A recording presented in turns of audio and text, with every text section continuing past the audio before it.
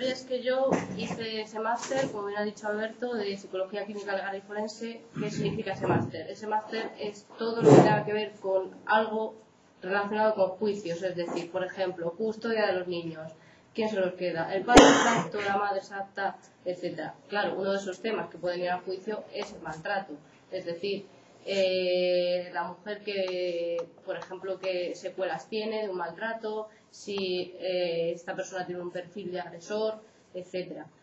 Bien, en ese máster yo hice o trabajé como terapeuta 2 años de agresores en instituciones penitenciarias, creo que ya lo ha quitado Alberto. Entonces, ahí digamos que tuve otra visión distinta de lo que es el maltrato, es decir, todo el mundo empieza por lo que es el maltrato desde el punto de vista, digamos, femenino o las maltratadas o todo este tema que está muy difundido, pero nadie ve la otra parte. Y lo que es más frecuente, además, es que en ese programa empezaba a llegar otro tipo de gente que no era el maltrato típico de hombre a mujer, etcétera, sino que empezaban a llegar, sobre todo nos llegaron chicas.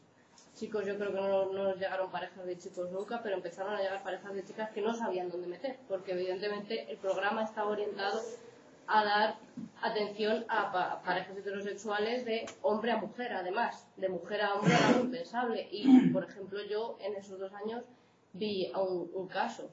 Entonces, la historia es que a mí ya me llamó la atención el tema y vi que no había absolutamente nada, pero hace un par de años Kogan me pidió dar una charla y yo, además, estoy especializada en violencia de género.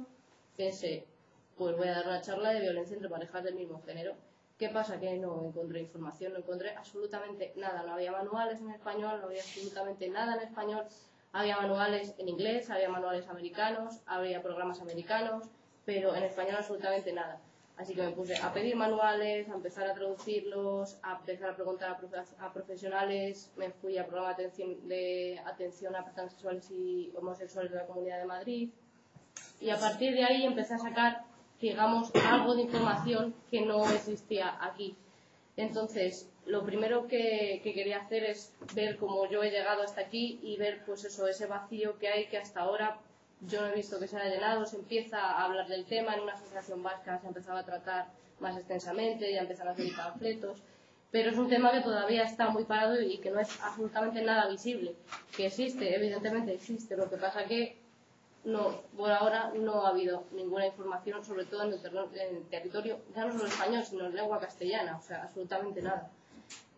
Lo primero que quería hacer es definir qué es la violencia doméstica, pero aquí, como no quiero hacer la charla aburrida y soltar yo mi speech, lo que quiero es que me digáis qué es para vosotros, qué me definiríais maltrato o violencia doméstica, ¿cómo lo definiríais? ¿Es un bofetón? ¿Es un insulto? ¿Son varios bofetones? ¿Son varios insultos? ¿Qué me podríais decir vosotros de eso? Hombre, yo pienso que hay, por un lado, bueno, la agresión física, eso yo creo que ya es algo que llega, pues no sé, que ya se hace evidente, ¿no?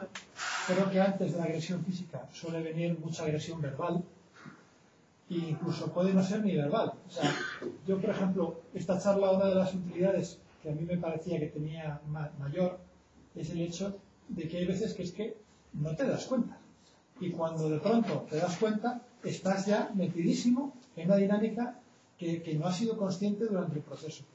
Entonces yo, por ejemplo, sí que me gustaría, o sea, una de las expectativas que tengo de esta charla es que nos pongas en un contexto en el que uno sea capaz de identificar las cosas que pasan cuando van pasando y a lo mejor uno no se da cuenta. Entonces yo pienso que puede empezar de forma muy sutil, muy sencilla, y luego se va cada vez metiendo más, hasta que hay un momento en que no te das cuenta que estás metido en una dinámica realmente perniciosa. Vale.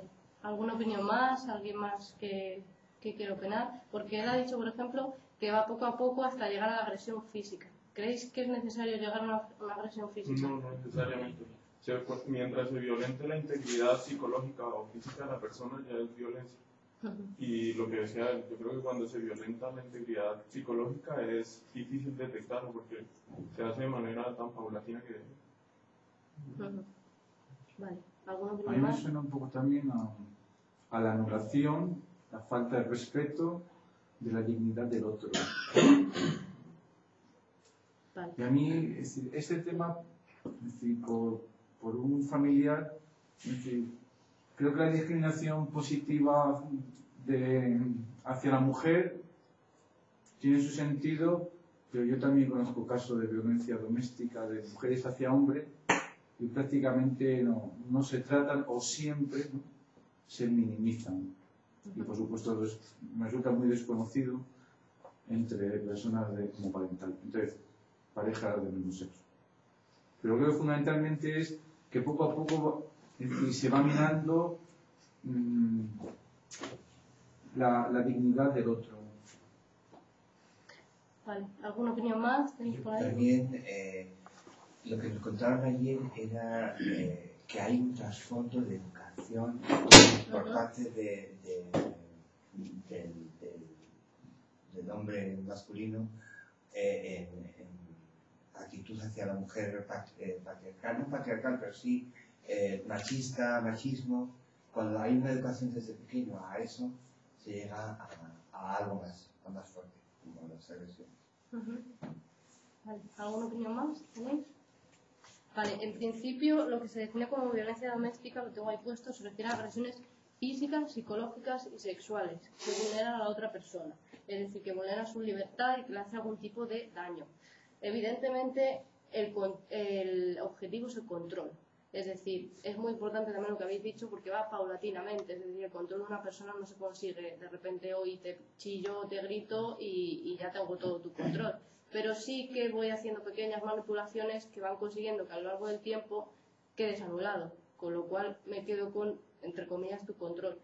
Por ejemplo, siempre se ha asociado a que es un control físico, a que es un control, pero ese control no tiene de maltrato, evidentemente, pero es que hay un trasfondo psicológico muy importante porque el mismo daño físico ya está produciendo un daño psicológico, es decir, no es solo el daño físico que te pueda producir, sino el miedo, la incertidumbre, etcétera. Los tres tipos están ahí. Se define el tipo por la conducta que emite el maltratador. Es decir, pues si el maltratador emite una conducta física, se llama maltrato físico, pero está con una doble vertiente, lo que acabo de decir. Es decir, es físico y también es psicológico.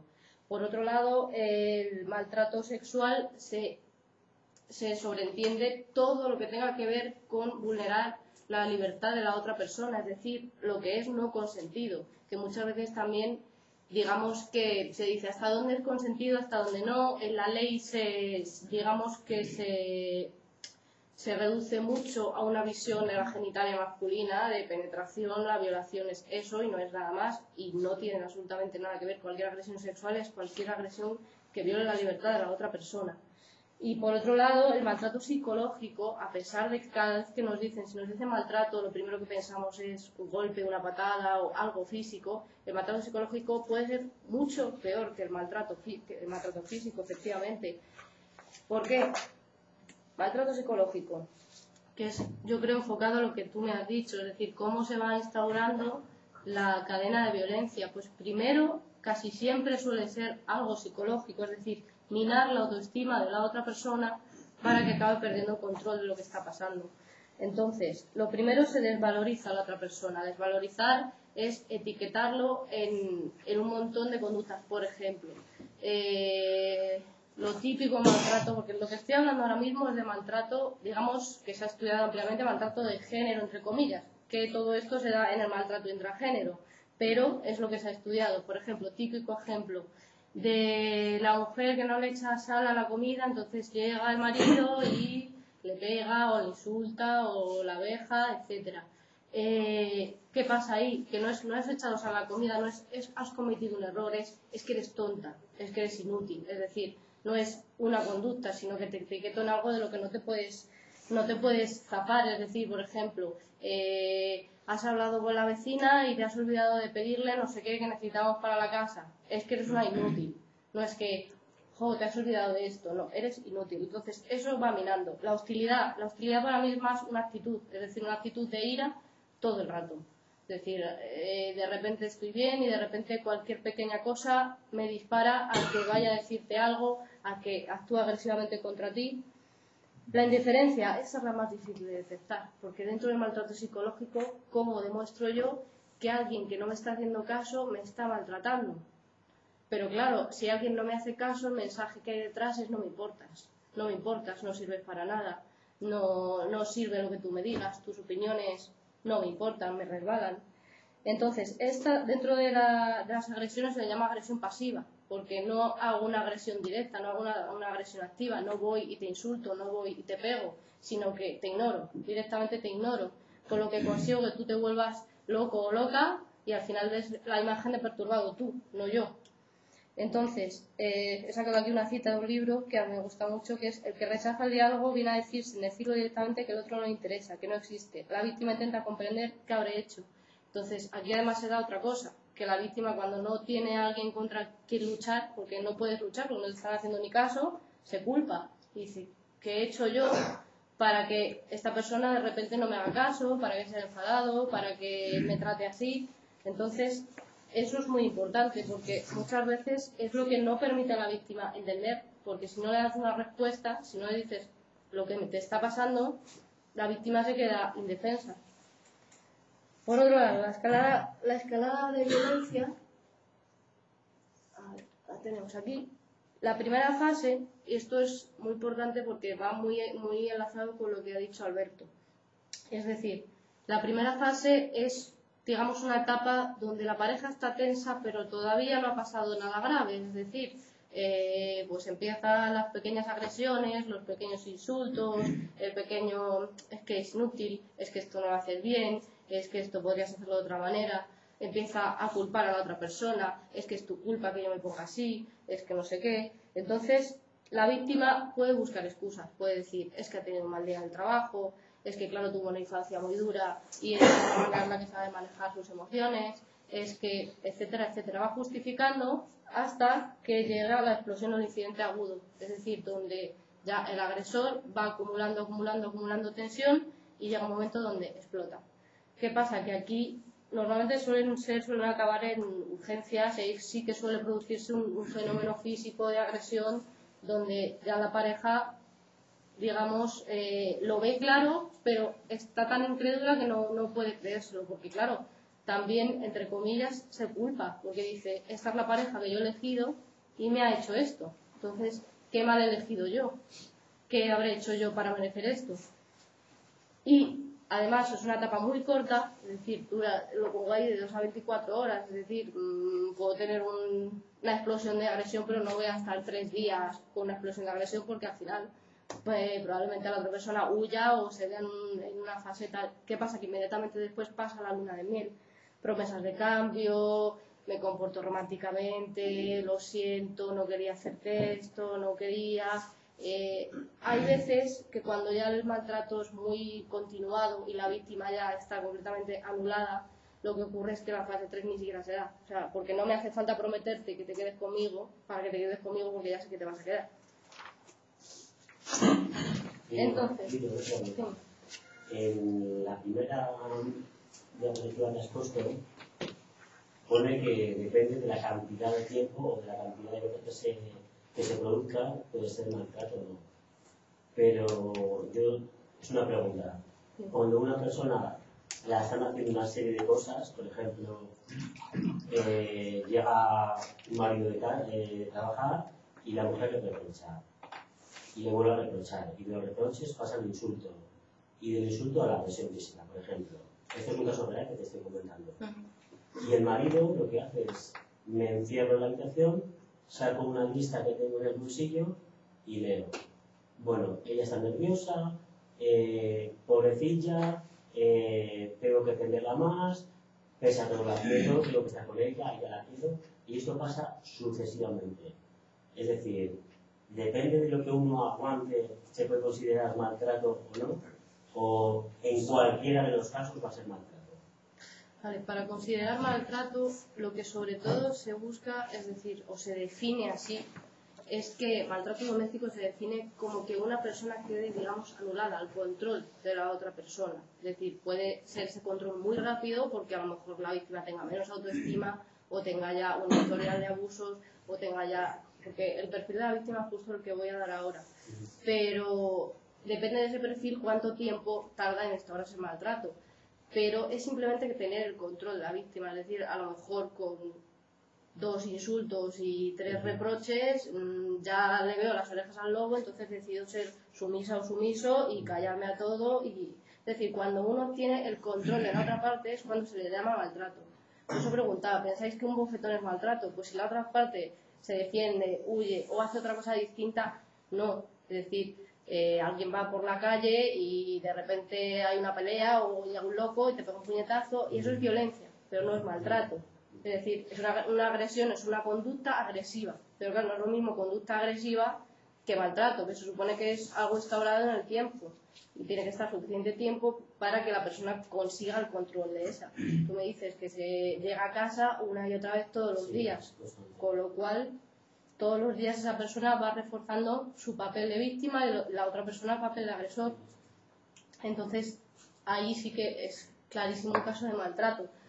Pero ¿Dónde se inició? En este caso, la víctima lo que intenta es justificar constantemente la agresión de su mujer en este caso, ¿sabes? Ella se pone nerviosa, se le pone a reprochar, a insultar y al final pues le termina pegando un bofetón. Y esto ocurre pues muy a menudo. Y él lo que hace es, me voy a la habitación, me saco un papelito que tengo de 10 cosas, de 10 frases para decir por qué quiero estar con esta persona. Y lo que está haciendo es reforzar más la situación al final, ¿no? Claro, pero eso es que sería un caso muy claro de dependencia emocional. Quiero decir, si tú pones por delante las justificaciones más que tu propia integridad física, es que hay algo mal. Es decir, es que no te crees lo suficiente como para salir de eso. Y no podrían ser como maltratadores, porque claro, uno toma el rol de que no hago nada y también le está diciendo a la otra persona, ahora que no le estás diciendo absolutamente nada, que es que no me interesa tu discurso, ¿sabes? No entras en esa dinámica. No, con maltrato no sería eso. Con maltrato sería el caso en el que, digamos, las dos personas en momentos determinados tienen el control de la otra. Es decir, por ejemplo, tú me estás insultando, me estás pegando, pero entonces yo me defiendo y empiezo a pegarte de tal manera que acabas tú en el hospital en lugar de yo. Eso sería un maltrato, porque es algo que o estoy haciendo o al revés, que de repente un día tú me insultes, pero al día siguiente te insulte yo porque toda esa rabia me la he guardado y ahora te la vuelvo a soltar. Entonces, eso sería como maltrato. Aparte, es muy importante lo que voy a decir ahora, la tipología de las víctimas, porque es muy dada la tipología del agresor, del enfermo mental, etcétera. Pero la víctima casi no se la conoce, es decir, ¿por qué alguien llega a ese punto? ¿Por qué alguien adopta ese papel? Que no hace falta, lo que digo, no hace falta un perfil, no hay unas características específicas. Estamos muy acostumbrados a ver en la televisión la típica mujer maltratada, de mediana edad o de edad avanzada, sin estudios y no sé qué, nada que ver. O sea, nada que ver. Mi consulta llega gente de todo tipo, jóvenes, con estudios universitarios y etcétera. O sea, no tiene absolutamente nada que ver. Entonces, podrías poner, digo, más que nada para enriquecer la charla, simplemente te lo digo como sugerencia, si lo pensaras decir, y que a veces los ejemplos concretos, sin obviamente decir ningún detalle asociado a la identidad de las personas, a lo mejor nos pueden también ilustrar mucho. He traído un caso real que luego leeré. Entonces, la víctima, sobre todo, hay una serie de cosas que te predisponen a ellos, igual que la persona, no hay un perfil, no hay pues mujer de tanta edad o hombre de tanta edad con estos estudios, con esto tal, no. Entonces, hay unas cosas que sí que se denominarían factores de riesgo, que te predisponen, por ejemplo, tolerancia a los comportamientos violentos. Que hayas visto, escuchado, etcétera, en tu familia de origen comportamientos violentos y que encima hayas visto que funcionaba. Es decir, que lo hayas visto desde siempre y incluso hayas desarrollado una tolerancia. Incluso no hace falta una familia, digamos, que se maltrate, etcétera, sino a lo mejor típicos padres, familia que se comunican a gritos, que se insultan de vez en cuando bastante, que no sé qué. Entonces, eso te va creando, digamos, una tolerancia. Si tú lo has visto como normal, que se pega un grito de ¿qué estás haciendo, pues va a haber más predisposición a que eso lo toleres mejor que otra persona. Dependencia de la víctima hacia el maltratador. Las dos partes, y lo diré después, son dependientes. Es decir, se necesita la una de la otra. Han asumido roles que son complementarios. Es decir, yo mantengo el control, pero es que yo llego a un punto en el que también me adecuo a que tú tengas el control. Vale, la dependencia aquí sí que quería haceros partícipe ¿qué creéis que es dependencia? Porque se habla mucho de dependencia y la gente es dependiente, etcétera, pero ¿qué creéis que es una persona dependiente? O cuando se habla de persona dependiente, ¿de qué tipo de persona estamos hablando? Alguien que cuando se planifica no es capaz de pensar en planificarse sin presencia de un punto de apoyo. Y alguien que, pues, pese lo que pese, considera que la soledad es el mayor de los males y que mejor más acompañado incluso que estar solo, porque solo es inviable.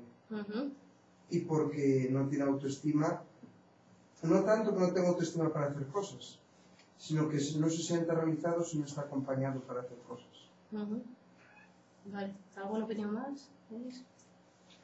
Vale, has dado en el clavo con una cosa y con otra no. Es decir, tenemos la típica imagen del dependiente como que no puede hacer las cosas solo, o que tiene que ir acompañado a todos sitios, o que nada que ver. O sea, hay dependencia instrumental y dependencia emocional. La instrumental sería esa persona, que además seguro que alguien en vuestro entorno conocéis, que no puede ir ni a médico solo, ni a la esquina a comprar, necesita de alguien, y las opiniones de alguien, y constantemente necesita un referente que le diga lo que hacer, lo que no sé qué. Eso es una dependencia instrumental, y no es la que se suele dar en maltrato. En maltrato se suele dar la emocional, que es lo que tú has dicho, es intolerancia de estar solo, no saben estar solo, no saben comportarse porque digamos que no se quieren a sí mismos, no han desarrollado una autoestima sana. Es decir, que necesitan de la otra persona que esté ahí para sentirse seguros en el mundo. Pero, paradójicamente, son personas que han sido muy independientes desde pequeños, que desde pequeños han hecho, han dicho, han ido a tal, se han lanzado a la aventura, incluso pueden ser personas en su entorno profesional con bastante éxito, pero que no han llegado, digamos, a desarrollar una autoestima fuerte, sino que se han valido de los demás para protegerse del mundo. Pero no tiene que ver con irse a todos sitios con una persona o necesitar de las opiniones, para nada. Que puede ser que a lo largo del maltrato se llegue a instaurar incluso a la instrumental, porque llega un momento donde la persona se anula.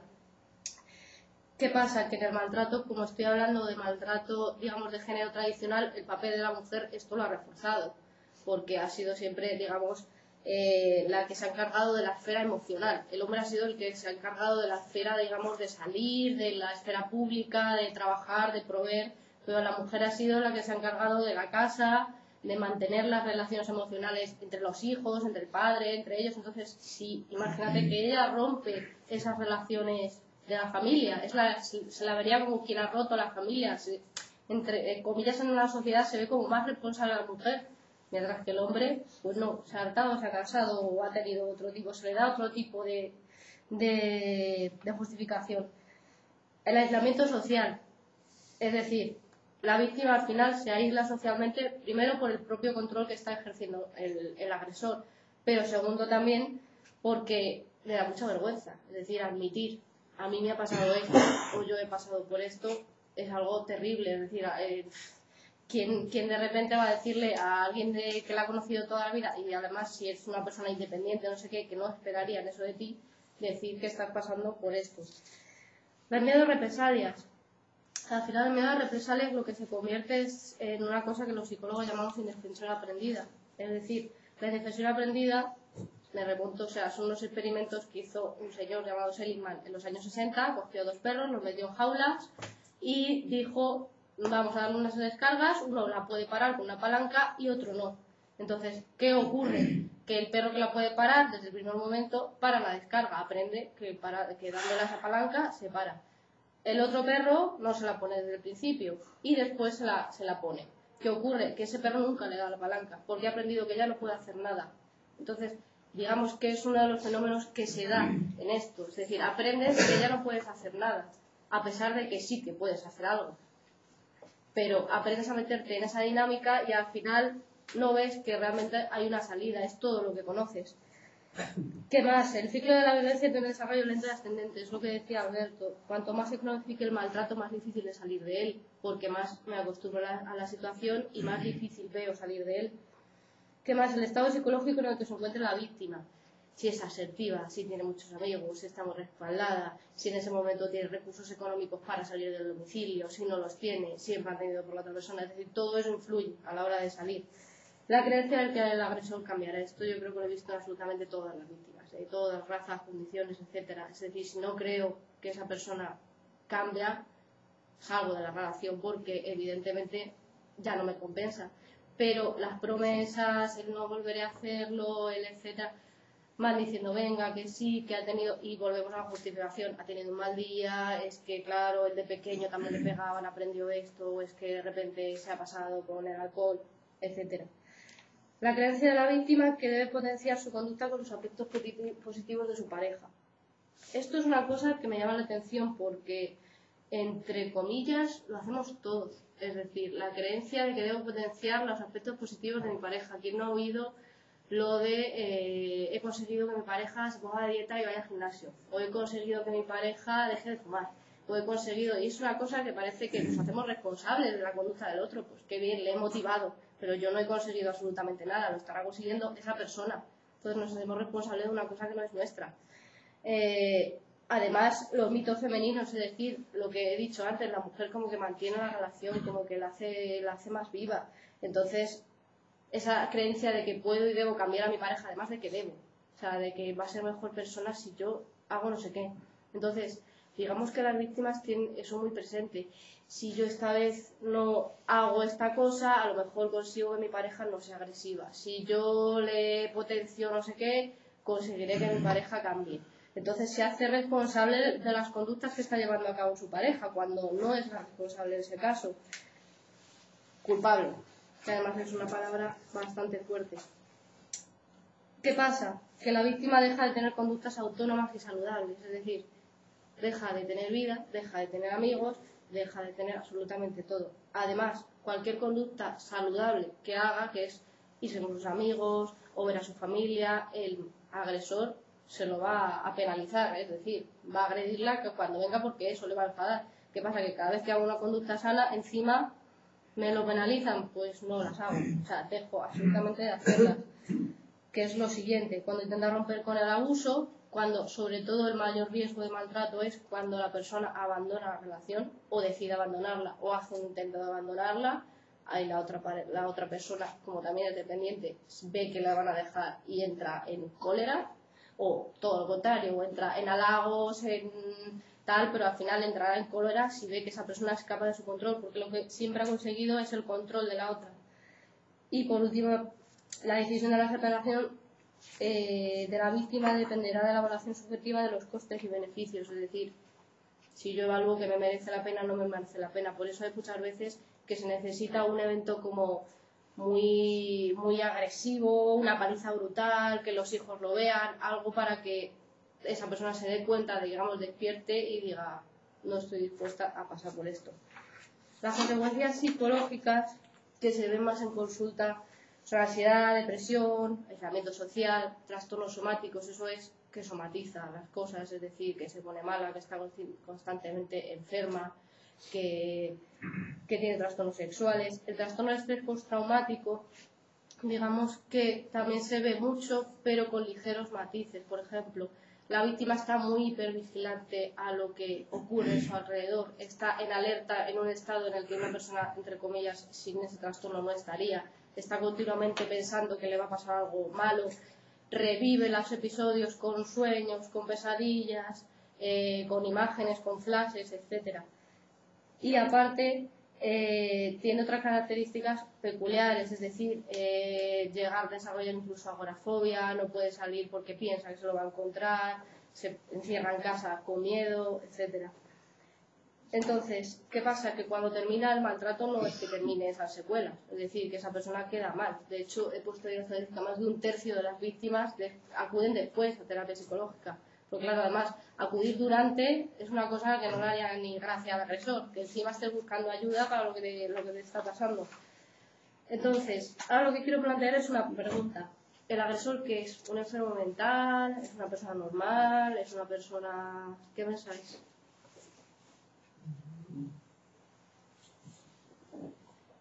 Yo discrepo bastante de la enfermedad mental. Hombre, hay enfermedades mentales, desde luego, ¿no? Pero yo pienso que una buena parte de ellos son plenamente conscientes de lo que hacen, absolutamente conscientes y absolutamente responsables. Vale. ¿Alguien más quiere opinar? ¿Qué pensáis? Yo sí creo que en muchos casos puede ser un enfermo mental, pero eso no le exime de su responsabilidad. Es un enfermo inconsciente, no es consciente, es igual que otras enfermedades, un neurópata, un alcohólico, cualquier dependencia. Eso, claro, suena un poco como a disculpa. No es disculpa, es un enfermo que también sufre. Obviamente, pues es un problema de salud mental, ¿no? En las sociedades donde hay tantos maltratadores. Pero claro, es muy difícil de valorar porque hay que valorar su enfermedad con la consecuencia de su enfermedad. Es como que está loco y le da por sacar una pistola y matar a todo el mundo porque está loco. Claro, no le exime, ¿no?, de su culpa. Entonces, en el caso del enfermo, pues es muy complicado de valorar. Y sobre todo, creo yo, porque todo se da en un entorno de una privacidad absoluta, que es el de tu casa, tu familia, y no se sabe. Entonces, claro, es muy difícil. También habrá otros casos que los enfermos simplemente sean personas malas, por decirlo de una forma muy sencilla, ¿no? Pero creo que en algunos casos sí es un tipo de enfermedad. Creo yo, que puedo observar, creo que también puede ser. Yo personalmente no creo que sea una enfermedad mental. Creo que la cuestión es si es responsable o no. Si fuera un enfermo mental no sería responsable.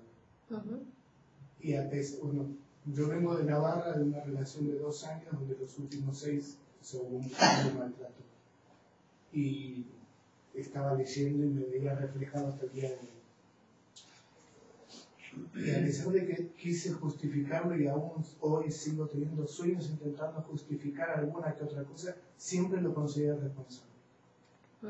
Y consciente de lo que estaba haciendo. Entonces, no puedo considerar una enfermedad mental. Vale.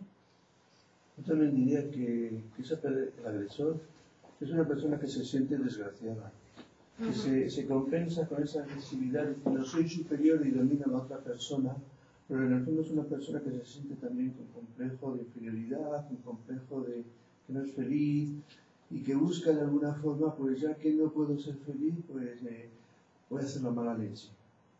Que de forma como de disfrutar de adrenalina, como disfrutar de una sensación fuerte y de sentirse potente, sentirse sobre la otra persona a la que anula, a la que anulaba, a la que está destruyendo. Y lo sabe perfectamente. Lo que pasa es que ahí no lo acabo de entender porque esto es un absurdo en realidad. Luego la persona víctima muchas veces, ahora ya menos, porque eran las mujeres no formadas, las mujeres preparadas para el hogar, que no tienen otra salida, y dice, ay, ¿a dónde voy a ir a mis años? Pues a la calle, a donde sea, afuera.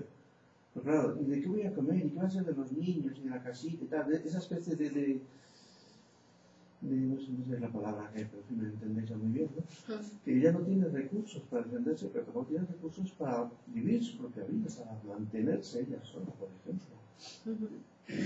Claro, pero en este tema, por ejemplo, es lo que he dicho antes, importa más cualquier tipo de justificación que la víctima pueda darse para permanecer en esa relación, y estamos muy acostumbrados a ese perfil donde es ama de casa, que tiene hijos, que no puede salir porque claro mis hijos, porque claro la casa, pero al final importa más porque incluso si le dieras opciones, le dijeras tus hijos tienen una casa, te pongo una casa, te hago no sé qué, no saldrían, pero porque la justificación es emocional, no puedo yo ya vivir sin esta persona ¿qué voy a hacer? Además creo que va a cambiar porque me ha dicho que va a cambiar, entonces hay muchas justificaciones detrás. ¿Qué pasa con el agresor? ¿Por qué lleva a cabo esas conductas? En psicología se dice que no es un enfermo mental, pero que sí tiene limitaciones cognitivas, es decir, que sí que sus razonamientos están mal encaminados, es decir, lo ve todo desde una perspectiva de ira, como tú decías, lo ve todo desde una perspectiva de ataque. Son unas limitaciones a la hora de procesar la información que a lo mejor el resto de personas las tiene en otras cosas o las tiene de manera diferente, pero sí que son una serie de factores que se han venido identificando, es decir, enfermo mental, lo que decía él, enfermo mental normalmente en la justicia se considera que no es responsable de lo que está haciendo, Entonces, aquí ni es un enfermo mental y es responsable plenamente de lo que hace, pero sí que tiene una serie de limitaciones que, por ejemplo, en una terapia se pueden trabajar, etcétera. ¿Qué pasa? Que lo que se necesita es que esté motivado. Es decir, yo recuerdo cuando entré en ese programa de terapeuta de agresores, lo primero que me dijeron varias amigas mías muy feministas, eso había que colgarlos y matarlos y ya está, y se queman y estaban felices. Y es como, no, porque, o sea, para empezar, te comportarías como ellos, con lo cual mal vamos. Pero para seguir, es decir, son personas que están, como dices tú, a su manera y de otra manera sufriendo, y que si tienen suficiente motivación puede cambiar. ¿Qué pasa? Que esto es como cualquier terapia, si no tienen motivación para cambiar, el terapeuta te puede decir misa, pero tú no vas a dar ese paso real de motivación de decir. Y yo he visto cambios en gente, porque ya llegan a extremos donde ven, cuando realmente asumen todo el dolor que están infligiendo, es cuando rompen y dicen, hasta aquí he llegado.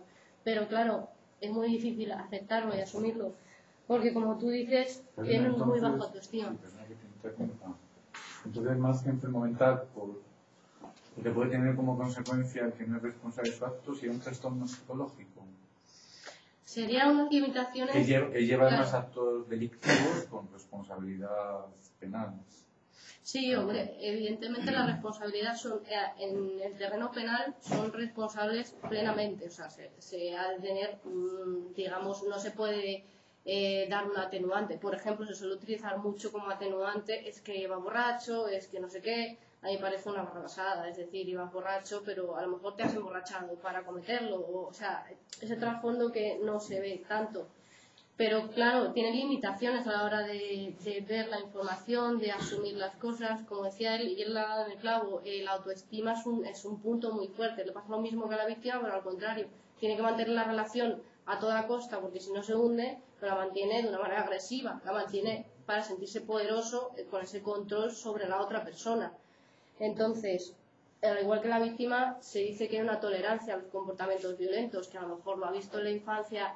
Incluso se ha dado un aprendizaje vicario, es decir, si mi padre se lo hacía a mi madre y funcionaba, pues entonces ahora yo lo hago y funciona, entonces ¿para qué voy a hacer otra cosa si no sé hacer otra cosa? Y es lo que he visto y es lo que he aprendido. Entonces, ¿para qué voy a cambiar mi modus operandi si este no funciona? Es que además, mucha gente a mí me llamaban así. Es que esto es lo que sé hacer. Es que yo hablar o discutir lo que me ha pasado en el trabajo no, porque me siento mal, porque yo no debería llorar por mi trabajo, porque soy un hombre.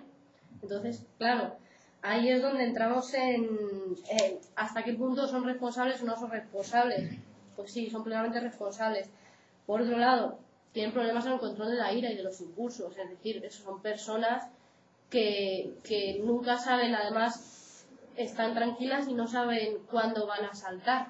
Y muchas veces empiezan a calentarse, ni ellos mismos te podrían decir, pues es que vi que me iba a saltar demasiado. No, porque no lo controlan. Es decir, la ira puede ser una emoción adaptativa o puede ser desadaptativa, pero como cualquier emoción, es decir, yo tengo una emoción, por ejemplo, ansiedad, que parece que es una cosa desagradable y completamente desadaptativa. No, la ansiedad puede ser adaptativa en el momento en el que yo tengo un examen y me pongo ansioso, entonces me pongo a estudiar, porque me pongo ansioso y empiezo a estudiar. Con la ira lo mismo, está bien tenerla, es una emoción que tenemos para defendernos de ataques, pero en este caso sería patológica, porque la tengo en tanta medida que no me deja hacer una vida normal, que la saco enseguida, que la utilizo contra todo. Igual si alguien tiene un trastorno de ansiedad, sería eso, sería tener la ansiedad en tal nivel que todo es una alerta, todo es miedo, todo no puedo hacer nada, entonces ahí sería patológica, mientras que en pequeña cantidad sería adaptativa, es decir, no son personas distintas, es decir, pues eso, o sea, una persona con un trastorno de ansiedad, por ejemplo, o que en un momento de su vida tenga un trastorno de ansiedad, no es una persona cualitativamente distinta a otra, porque todos tenemos ansiedad, es un rasgo nuestro. ¿Qué pasa? Que es patológico, porque está en demasiada cantidad, o sea, no es que sean distintos. La única cosa distinta, por ejemplo, en psicología que podemos considerar es, por ejemplo, la esquizofrenia, porque es cualitativamente distinto. Nadie, entre comillas, normal ve dragones ni cosas volando, es decir, es distinto la esquizofrenia porque es cualitativo, pero aquí estamos hablando de personas normales, de personas que lo que pasa es que tienen rasgos en demasía, por ejemplo, la ira. Dependencia emocional De esto ya he hablado, es decir, son personas que necesitan igual a la pareja, igual que digamos la víctima, o sea, se necesitan los dos. Además, es muy recurrente que los maltratadores digan, es que te voy a dejar, y amenacen con dejarte, y amenacen con no sé qué, y al final son ellos los que nunca podrían dejar la relación. Los celos, igual, muy relacionado con la autoestima, es decir, si yo estoy inseguro de quién soy, de lo que puedo aportar, pues voy a estar inseguro de todo lo que hagas tú, de con quién te relaciones, de con quién hables, de si topas con alguien que encima me lleva la contraria a mí, entonces veas otro punto de vista distinto y a lo mejor te lo creas. Entonces, todo eso toca mucho la autoestima. Esto además va empeorado con los mitos del amor romántico. Si está celoso es que me quiere, si está celoso es que no sé qué, las canciones de todos los días, sin ti no soy nada, sin ti me muero, sin ti no sé qué, es decir, todo esto además, o sea, todos esos mitos del amor romántico, que es tan romántico, al final lo que van haciendo es que ahondan en este fenómeno. El alcohol, más del 50% de los maltratadores, por lo menos en estudios de género, se ha encontrado que abusan del alcohol de alguna manera, incluso que abusan de otras sustancias, pero fundamentalmente el alcohol. Y es un medio facilitador, es decir, no es una causa. Es decir, cuando yo bebo, lo que ocurre es que me desinhibo, y me desinhibo para todo. Me desinhibo para bailar encima de una mesa, pero también se desinhiben mis impulsos agresivos. Pero no quiere decir que porque beba agreda, sino que me lo facilita un poquito. Es decir, que son personas que ya tienen la predisposición y que probablemente ya hayan agredido sin beber. El déficit de comunicación y estrategia de solución de problemas. Esto va muy unido al hombre como macho, el hombre que no llora, el hombre que no habla, que no habla de sus emociones, que no habla de sus sentimientos. Que evidentemente también hay mujeres así, pero que por ejemplo digamos, el maltrato heterosexual se ha venido dando como algo común recurrente. Por otro lado, el déficit de autoestima que ya hemos comentado, que lo decías tú, es decir, son personas que necesitan, suelen ser además bastante frustradas en su vida, entonces como no he conseguido lo que quería en el trabajo, como no he conseguido lo que tal, lo pago con otra persona porque así me siento yo en control de lo que está pasando en mi vida. Vale. Entonces, ahora ya entraríamos en el maltrato intragénero. Eso existe, eso qué es, eso cuándo se ha dado, por qué ha venido ahora. Entonces, para demostrar que existe, yo he traído algunas, digamos, estadísticas. Pero ¿qué pasa? Que españolas, que yo sepa y conozca, solo he visto una, que es un estudio que hizo el Arte, que es una asociación vasca, que después os enseñaré los resultados. Y aparte de eso, español, no he visto absolutamente nada más. Hay una chica que sé, abogada, que está haciendo un estudio, pero más desde el punto de vista legal. Es decir, de las denuncias, de las víctimas y tal, pero no psicológico. Pero está haciendo el estudio ahora. O sea, yo sé que ha colgado test en la red, pero todavía no sé nada más. Entonces, de Estados Unidos, las estadísticas de los estudios oscilan entre el 45 y el 25% de las personas homosexuales que afirman haber estado en una relación abusiva. Entonces, en Broken Rainbow, esto es digamos, un dispositivo de Inglaterra, ¿vale? Es un dispositivo que pusieron en marcha para familias con problemas de maltrato, o sea, familias LGTB específicamente. En el 2009-2010 recibieron 2.000 llamadas, con lo cual, sí, se podría afirmar que hay maltrato. El 78% dijeron haber sufrido abusos emocionales, el 40% abusos físicos y el 41% abusos sexuales.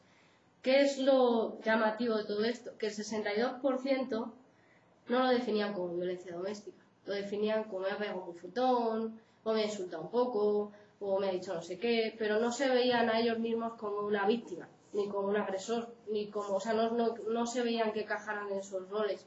Se veían como que, bueno, estoy sufriendo una situación de violencia, o mi pareja es un poco agresiva, pero no llegaban a definirse como eso.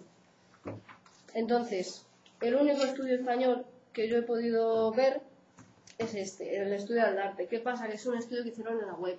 Colgaron un test y la gente lo fue contestando. ¿Qué pasa? Que eso tiene problemas a la hora de extrapolarlo con la población. No, la muestra es pequeña, no es una muestra muy grande, con lo cual no puedes decir que en España lo que está pasando es esto. Además, los métodos, pues el método entre comillas no es muy fiable, que alguien se meta y conteste una encuesta, lo puede hacer de coña, lo puede hacer cualquiera, lo puede hacer alguien fingiendo, o sea, con lo cual hay reticencias, pero las cifras son escandalosas, o sea, el 40,9% conocen casos de violencia intragénero, aunque no lo han sufrido ellos. El 50% lo han sufrido y además conocen a alguien que lo ha sufrido también. El 9,1% afirma ser maltratado o haberlo sido, pero no conocen a nadie en su situación. Entonces, es que es escandaloso, o sea, quiero decir, la mitad de las personas que contestaron a esto declaraban haber sufrido o sufrir en este momento maltrato. Entonces, la mitad de las personas. Es una estadística que, aunque no tenga una fiabilidad tal, aunque esto se bajara al 12%, existe en un porcentaje bastante alto. Se observa la tendencia a incrementar el control y el aislamiento social a medida que se consolida la pareja, compatible con lo que hemos dicho antes. Va poco a poco escalando todo el maltrato. ¿Qué más? Perdón un segundo, Lidia. Cuando hablas de maltrato intragénero, el concepto intragénero yo no lo entiendo como concepto de pareja del mismo género. ¿Pero eso es lo que quiere decir?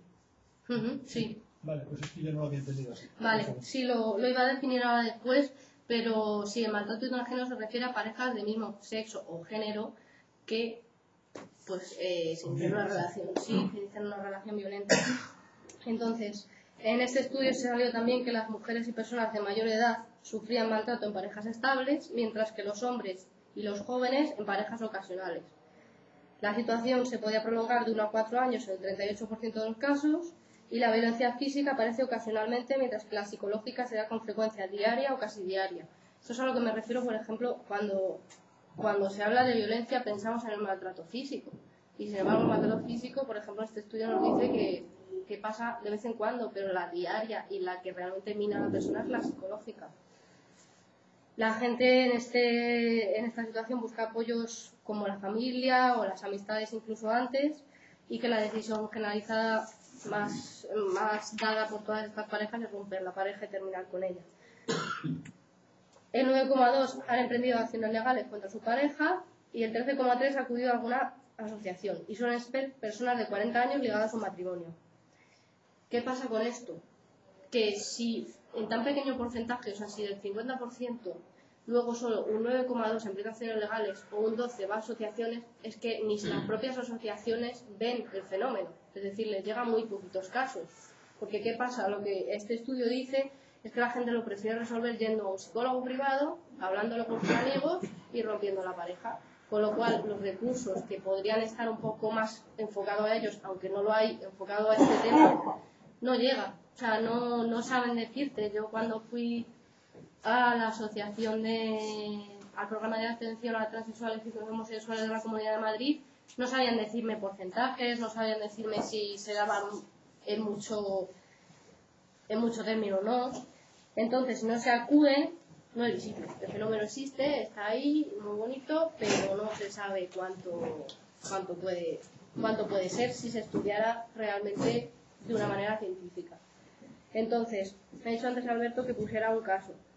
Os he traído un caso de un libro, ¿vale? Es un caso real que se llama el libro Hombres que golpean hombres que los quieren. Entonces, este libro cada capítulo empieza con un pequeño fragmento de casos reales. Entonces os lo voy a leer. Dice: Stephen y yo estamos en nuestra cocina en Castro, San Francisco, cocinando la cena. La música está puesta, las ventanas están abiertas y estamos hablando y moviéndonos. Es un día normal. Stephen se gira y me dice: Patrick, ¿cortas las zanahorias? Y yo le digo: claro, ¿cómo las quieres? Stephen responde: oh, de cualquier manera, no me importa. Continúo hablando y bailando y corto las zanahorias. Ya estoy listo para lo que sea lo próximo. ¿Los tomates? ¿El pollo? Stephen está de repente enfadado. Oh, de verdad, mira esto, grita. No están bien. Hace resonar sus nudillos. No puedo creer lo que has hecho, exclama. ¿Qué se supone que voy a hacer con esto? Son las zanahorias. No le gusta cómo están cortadas. Stephen, me dijiste que no te importaba cómo las cortara. Están bien. Stephen responde gritándome: te lo digo, no están bien. Con un movimiento de la mano tira las zanahorias desde la tabla de cortar al suelo. Oh, Stephen, venga, ¿para qué haces esto? No me digas venga, ¿me has oído? Pum. Un puñetazo en un lado de mi cara. Pum. Otro puñetazo en las costillas. Soy empujado contra la pared. Me grita: no me digas venga.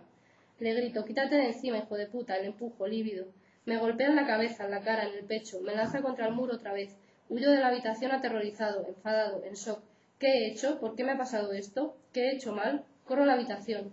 Stephen se queda a limpiar las zanahorias y continúa cocinando. Viene al baño 10 minutos después, donde sin camiseta me estoy lavando la cara, cuello y pecho. Déjame ver, me dice.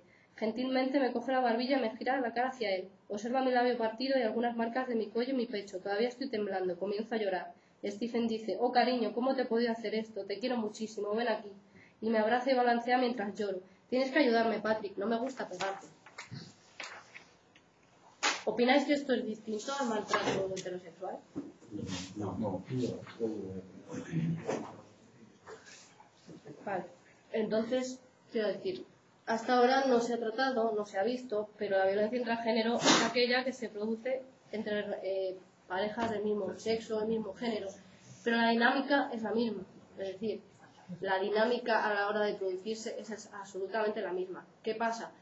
¿Qué dificultades al explicar por qué se produce esto? Es decir, si se presupone que el maltrato heterosexual nace porque la mujer ha sido, digamos, menospreciada y ha sido la que se queda en el hogar y ha sido como alguien inferior, si en la pareja los dos tienen el mismo poder y se presupone que son igual de fuertes, etcétera, ¿cómo ocurre esto? Entonces, la teoría feminista nos explica lo que pasa con la mujer, es decir, esta misoginia que ha permitido que pase el maltrato heterosexual, pero no se explica ni qué pasa de mujer que maltrata a hombre, ni qué pasa entre parejas del mismo sexo o género. Entonces, Island y Letelier lo que dicen es que lo que hay que ver es que el maltratador tenga una psicología determinada, se basa en esa psicología independientemente de que sea hombre, mujer, etcétera. Pero tampoco explica por qué en el maltrato heterosexual hay tanto porcentaje de hombres que maltratan a mujeres y sin embargo al revés, a pesar de que las cifras no se han hecho estudios, etcétera, es más pequeño. Entonces, no son excluyentes. ¿Qué pasa? Que si las integramos, lo que obtenemos es que el género es una de las variables. Claro que es una variable y los mitos de género han sido una variable en el maltrato heterosexual, pero lo que influye también es cómo las condiciones sociales en las que vivan, las condiciones económicas en las que vivan, cómo es las personas que están en esa relación, el historial que tienen de maltrato, el historial que tienen de abuso, la violencia de la familia de origen, la personalidad, etcétera. Es decir, es una de las variables, el género, pero no es todo. Es decir, el género puede explicar gran parte, pero no puede explicar absolutamente todo. Porque si no, no se daría ni de mujer a marido, ni se daría entre parejas homosexuales.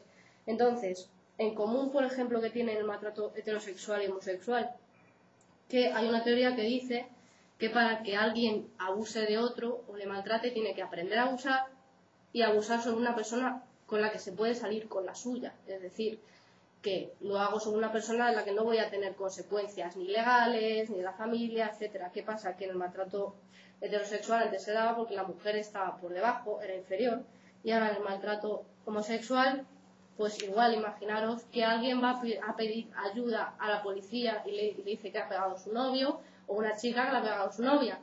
Pues primero no sé si se verán, porque a lo mejor puede ser que sí. Y después no hay una ley que esté amparando eso, con lo cual el maltratador agresor se sale con la suya y no tiene absolutamente ninguna consecuencia. Y eso, ahora en el maltrato heterosexual ha cambiado, pero en un inicio fue lo que propició que hubieran todos esos casos que cuando salió el boom y se quiso estudiar sobre eso, de repente era un fenómeno enorme que no se había visto nunca. Parecía que salía debajo de las piedras. Esto, por ejemplo, que estás comentando ahora, fue precisamente a lo que hizo referencia Isidro en la charla de ayer. Que precisamente como no hay ninguna regulación legal y hay mucha homofobia, la charla que nos contó ayer Isidro era sobre la homofobia. Y entonces, claro, por la homofobia, si tú vas a denunciar o te pones en contacto con la autoridad, etcétera, por la homofobia que existe, se te cierran muchísimas puertas y obviamente tampoco está legalizado. Es decir, hay un vacío legal muy grande en este campo. Y ya imagínate, eso pasa con la homofobia, pero imagínate lo que está diciendo Lidia, que van dos personas que tienen una relación y vas a decir a la policía, oye, mi marido o mi novio me ha pegado. Es que ya es el rizo del rizo, ¿sabes? Sí, ya no es homofobia, sino aparte es dentro de eso que dos personas del mismo sexo se están pegando, o que una pega a la otra. Claro, y la gente de fuera, ¿cómo lo ve? Y la gente se han peleado. se han peleado, dos hombres se pelean, no pasa nada. Entonces no se ve como una agresión de uno hacia otro y no se tiene en cuenta que sea habitual, ni que la otra persona sufra todos los días, se tiene en cuenta pues que me ha dado un bofetón. Ya está, y ni siquiera eso. Entonces, al final es un tema de poder. Es decir, el poder que una persona establece sobre la otra, y eso no cambia. O sea, en el maltrato intragénero es lo mismo. Es decir, lo que quiero es dominar a la otra persona y obtener su control. Hay veces que incluso los agresores no te lo definen así, pero porque no lo que consiguen ellos es solucionar sus problemas. Y sus problemas es que su mujer no le rechiste o que controlar la situación de alguna manera y sentirse poderoso. Entonces, ellos a lo mejor no lo ven, pero sí que obtienes el control de la otra persona, porque al final su libertad es nula. Entonces, se presenta igual el maltrato intragénero que el de género. Pues en lo que he explicado anteriormente, sí, o sea, las características son las mismas, la escalada de violencia es la misma, el maltrato físico, psicológico, etcétera, los mismos tipos. Pero, evidentemente, vivimos una subcultura que tiene unas características particulares, con lo cual también esas características son aprovechadas por ambas partes para darse de manera diferente. Es decir, por ejemplo, el maltrato heterosexual, un marido puede amenazar a su mujer con que es una madre muy pésima y que va a avisar a los servicios sociales o que va a hacer no sé qué con los hijos. Pero, sin embargo, el homosexual puede decir que si le deja, que lo que va a hacer es avisar en su trabajo de que es gay. Y a lo mejor en su trabajo pues no ha salido del armario, es un trabajo peleagudo, médico, o profesor de las fuerzas militares, o etcétera, y podría haberse perjudicado. Entonces, ¿qué pasa? Que la amenaza va encaminado lo mismo, que es a minar, por ejemplo, que no me dejes, o a minarte para controlarte, pero es distinta. O sea, no tiene nada que ver una con la otra. Entonces, se aísla. ¿Qué pasa? Que en el maltrato, como he dicho ya, de género, pues la propia dinámica del maltrato aísla a la persona. ¿Qué pasa aquí?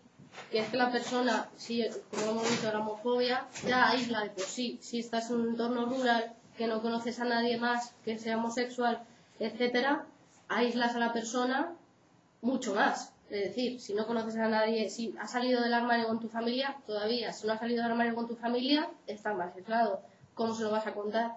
¿Cómo vas a contar, por ejemplo, si no has salido del armario con tus amigos, que te está pasando esto? Porque, claro, primero tendrías que salir del armario y luego decir lo que te está ocurriendo. Entonces, está aún más aislada. No hay recursos disponibles.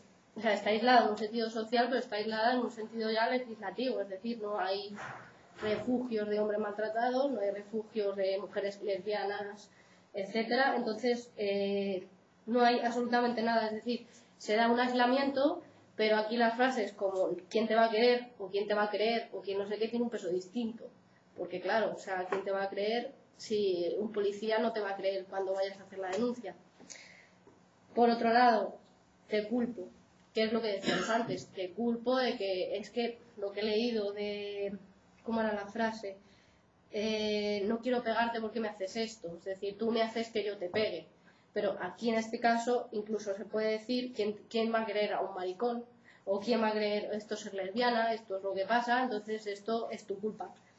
Entonces la dificultad para reconocer el maltrato es que además, si ya la propia dinámica de maltrato por sí, las mujeres, digamos, heterosexuales con refugios y recursos y de todo tipo de información y en el telediario, etcétera, no pueden salir de la relación porque tienen un montón digamos, trabas emocionales, pues imaginaos a alguien que no se ve reflejado ni en recursos, ni ve a nadie más que le haya pasado, etcétera. Entonces, ¿cómo va a salir de eso? Le va a ser muchísimo más difícil porque no hay información. Y encima, yo sentirme identificado con esa mujer que ha maltratado en el telediario y sale, que le ha matado el marido, guardia civil, con una escopeta, pues a lo mejor es que me siento cero identificada. Porque soy una chica de 20 años, universitaria, y la que me ha maltratado es mi chica. Entonces, no lo veo. ¿Qué pasa? La violencia psicológica es más invisible, o sea, ya lo hemos dicho antes. La que se minimiza, la de no veo lo que está pasando, es que no me ha pegado, es que en realidad es buena, o en realidad es bueno. Entonces, justifico todo lo que me ocurre. La violencia sexual, aquí, además, hay otro hándicap, que es que muchas veces... Una pregunta, hablas del no conocimiento, ¿no? Y nuestro país, bueno, cualquier país, la ley va después de los hechos, ¿no? Sí. Y la ley de suyo, el problema que la ley, ¿no? Uno de los elementos que plantea a nivel jurídico es debemos generar estructuras que hagan que la ley vaya delante de las circunstancias, ¿no? Pero por desgracia, lo histórico de la ley es que siempre va detrás de los hechos, ¿no? Y la ley de violencia de género a nivel femenino se ha hecho a raíz de los maltratos y asesinatos que ha habido, ¿no? Vale. Y hace 2 años, cuando hubo el caso dentro de la Guardia Civil, que uno mató al otro, y aquel bombero que fue y pegó un tiro aquí en Madrid y mató a su novia en el gimnasio, a raíz de esos casos, ¿qué? Pues a raíz de esos casos, lo que ocurre es que se toma como algo, entre comillas, anecdótico. Y además, si tú has oído comentar ese caso, tal, es el pirado que se fue al gimnasio y le pegó 4 tiros, pues como el pirado que coge una pistola en Wisconsin y se lía a tiros en su instituto. Entonces, se considera así, se considera un hecho aislado, pero no se ve, digamos, lo que hay detrás. O sea, ¿qué pasó con la ley de violencia de género? Que no fue solo eso fue a lo mejor, digamos, detonantes, decir, pues, además, la ley de violencia de género tiene un claro inicio con un caso que salió en la televisión, en un programa de estos, no sé si Ana Rosa, alguno de estos, que salió una mujer declarando que era maltratada y al día siguiente la mató su marido. Sí. Entonces, ahí fue, ese fue uno de los casos que despertó el interés y empezaron a verse más casos. Pero aquí lo que ha pasado es que ha pasado ese caso y la gente lo ha tomado como, pues un loco que entró y mató a alguien en el gimnasio. Y ahí se ha quedado. Dime. Yo conocí a la víctima del gimnasio. Holiday Inn, el príncipe de Vergara, me parece. Sí.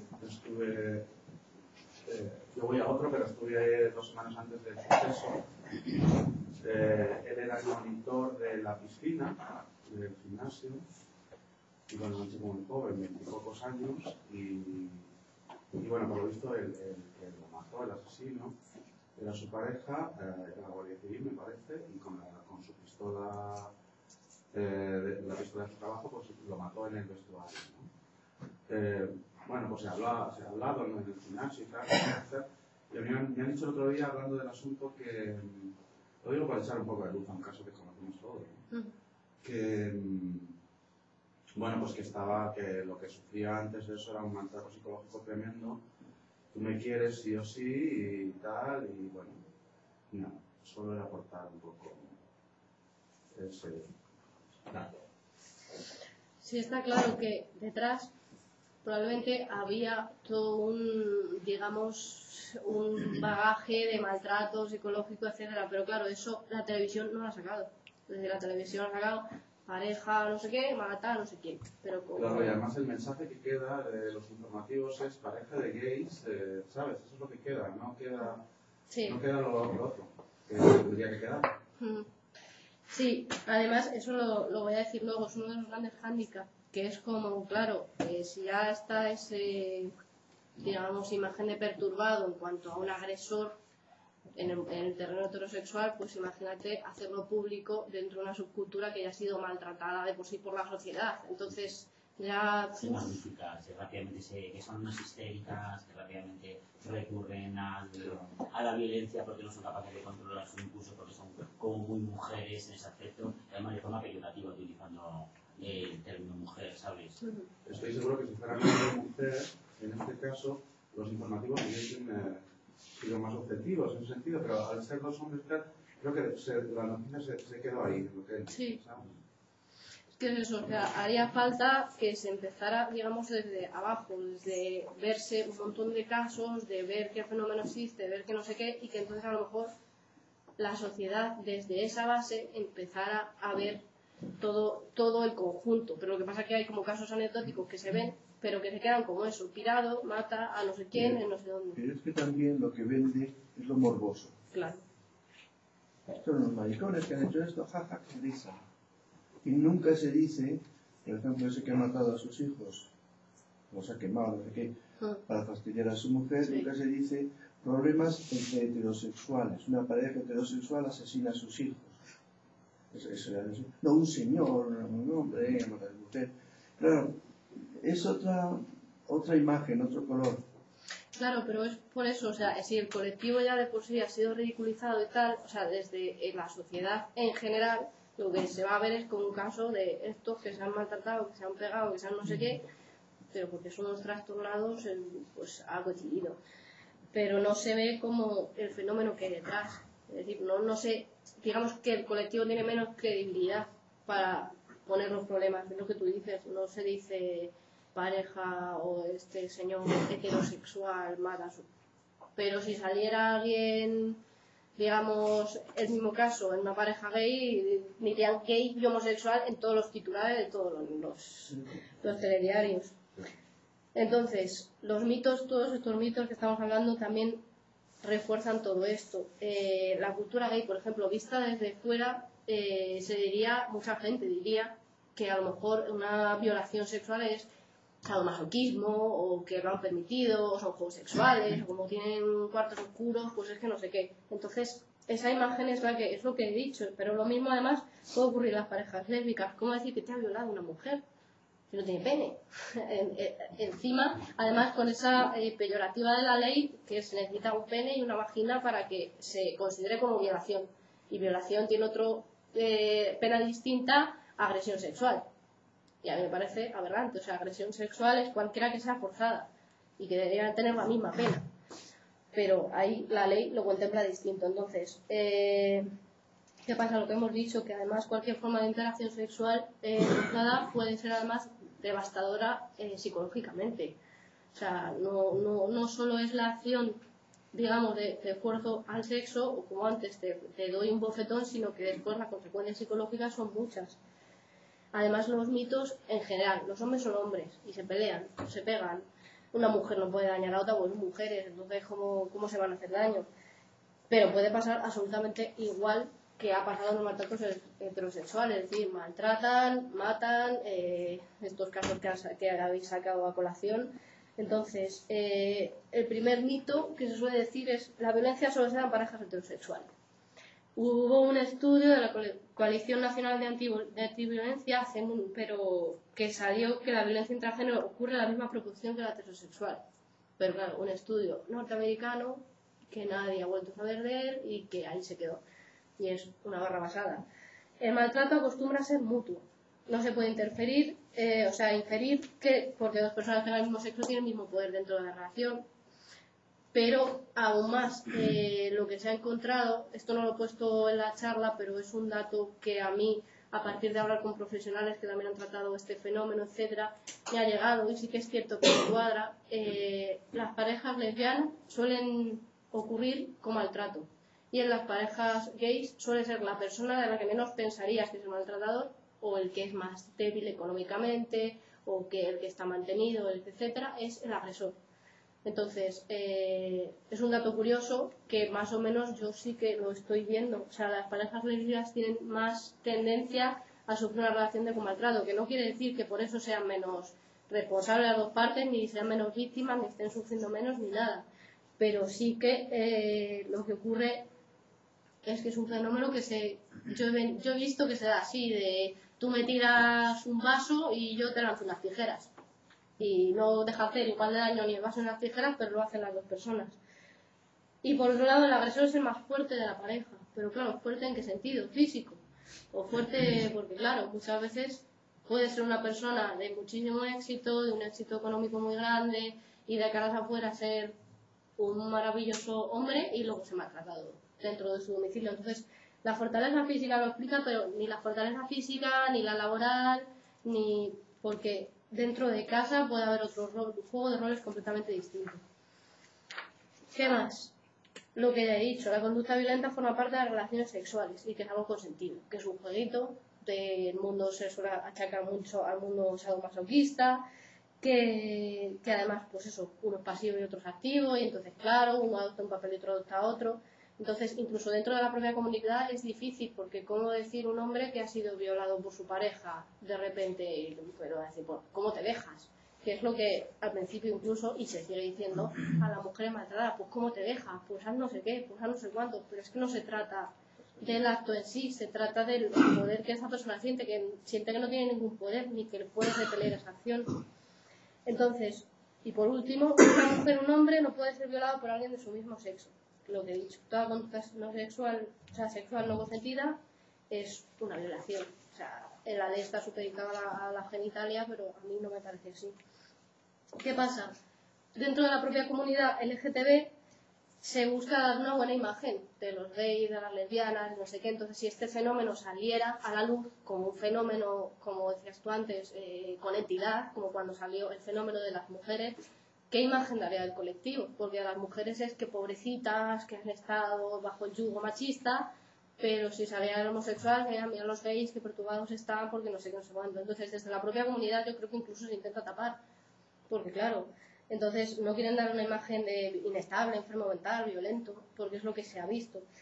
La violencia sexual no es algo que se reconozca mucho dentro del colectivo, es lo que he dicho antes, los roles masculino-femenino, los roles activo-pasivo, incluso dentro del colectivo yo he oído comentar es que quieren emular a los heterosexuales, entonces hacen esto para emularlos, o es que no son, o feministas que te pueden decir es que no están informadas convenientemente de lo que es este juego de poder, que no tiene absolutamente nada que ver. Por último, y creo que importante, la ley de violencia de género. Vale, esto aquí lo pone. Abuso de poder de los hombres sobre las mujeres. La violencia de género constituye sin duda la manifestación más grave de la desigualdad, del dominio y abuso de poder de los hombres sobre las mujeres. Violación de los derechos fundamentales, bla, bla, bla, bla. Y otra cita de la ley, cualquier acto de violencia hacia las mujeres. Es decir, esto no solo no cubre el maltrato homosexual entre parejas del mismo género, sino que de mujer a hombre tampoco existe. O sea, entonces, ¿qué pasa? Que cuando la ley topa con esto, topa, por ejemplo, si no es me ha pegado 4 días y me ha matado, porque eso ya poco solución tiene, es me ha pegado y la ley se topa con esto y lo de la persona lo denuncia, se tiene en cuenta como una agresión. Es decir, si tú vas a una discoteca y llega un desconocido y te pega un bofetón, es lo mismo que tu pareja de 10 años que lleva maltratándote psicológicamente 9, te pega un bofetón. Para la ley es lo mismo. Es decir, no tienen en cuenta ni si vives con él, ni si no vives con él, o sea, le ponen una multa o le ponen, dependiendo de lo grave que haya sido la agresión, y ahí se queda, y ahí se zanja el asunto. ¿Qué pasa? Que no hay órdenes de protección, que además, como se ha dicho antes, si la persona denuncia o intenta escapar al agresor, el agresor se enfada más, entonces, ¿para qué denunciar o para qué enfadarle más si encima luego no voy a tener protección? Ni me van a poner orden de protección, si no tengo recursos económicos no me puedo ir de casa, sino, entonces, esas limitaciones, ese aislar del que he hablado antes dentro de la propia comunidad LGTB, es que no puede salir la persona, o sea, o ha salido en su familia y alguien le puede ayudar, o con sus amigos, etcétera, o de repente tienen que empezar absolutamente de cero. Perdona, ¿puedes volver a la diapositiva anterior? Sí. Bueno, con respecto a ello, por ejemplo, es tratar lo que tú dices, de que evidentemente no estamos nosotros amparados por el tema de la ley, y a la hora de, pues como que te tienen que ir un poco en los extremos, ¿sabes? Porque, por ejemplo, en mi caso, yo viví una situación bastante particular, referente también al tema de abuso, y pues, no sexual, sino que el de maltrato de pareja. Y entonces, bueno, pero directamente, o sea, cuando yo tuve que hacer la denuncia fue por intento de asesinato, o sea, no hubo ahí término medio. Porque es que si no, vamos, te lo planteas de una forma y dices cómo quién sería en casa o cómo vas a hacer ese tipo de denuncia. Y evidentemente porque es verdad, hubo ahí un tema de intento de asesinato, ¿sabes? Claro, pero es que se conceptualiza depende de la gravedad. Es decir, si me da un bofetón, pues es una falta y te pongo una multa. Si me intenta asesinar, pues a lo mejor se va a la cárcel. Pero claro, depende de la gravedad de lo que haya, del hecho. Pero no tiene en cuenta que eso puede ser habitual, que tiene unas secuelas, que tal, o sea, en la ley de violencia de género lo que hay es juicios rápidos, es decir, una mujer va, denuncia, me ha pegado, me está pasando esto, entonces lo que pasa es que en menos de 72 horas tiene que haber un juicio. No, en más de 24 horas fue que hubo el juicio y vamos, pero fue, por ejemplo, en la jueza, en el momento de cuando estábamos llevando a cabo el tema del juicio, pues sí que dijo que si acaso, por ejemplo, queríamos un careo, estar cara a cara. Yo dije que sí, pero la abogada de la otra parte pues dijo que no. Entonces yo decía cuál era el motivo por el cual él no. Y fue una cosa un poco rara porque la misma jueza en muchas ocasiones sí que me reiteraba las preguntas que me iba haciendo como para saber de que si era verdad que yo estaba diciendo la verdad o no. Y en el caso, por ejemplo, la tía, la otra, la que está detrás, la escribana, ¿no? Sí. Por la misma situación, era como que me levantaba la cabeza, me miraba y como que por nadie se estaba riendo un poco, ¿sabes? Ya. Porque evidentemente no están acostumbrados a llevar este tipo de casos, no por otra cosa. No. Y entonces, claro, por temas de ignorancia y de no saber por qué contactar y tal, yo me recuerdo que una vez sí que llamé al 016 y me dijeron, no podemos realizar ningún tipo, no tenían respuesta para lo que yo le estaba consultando. No. Entonces, ¿a dónde llamas? Es que ahora mismo, quiero decir, No lo hay.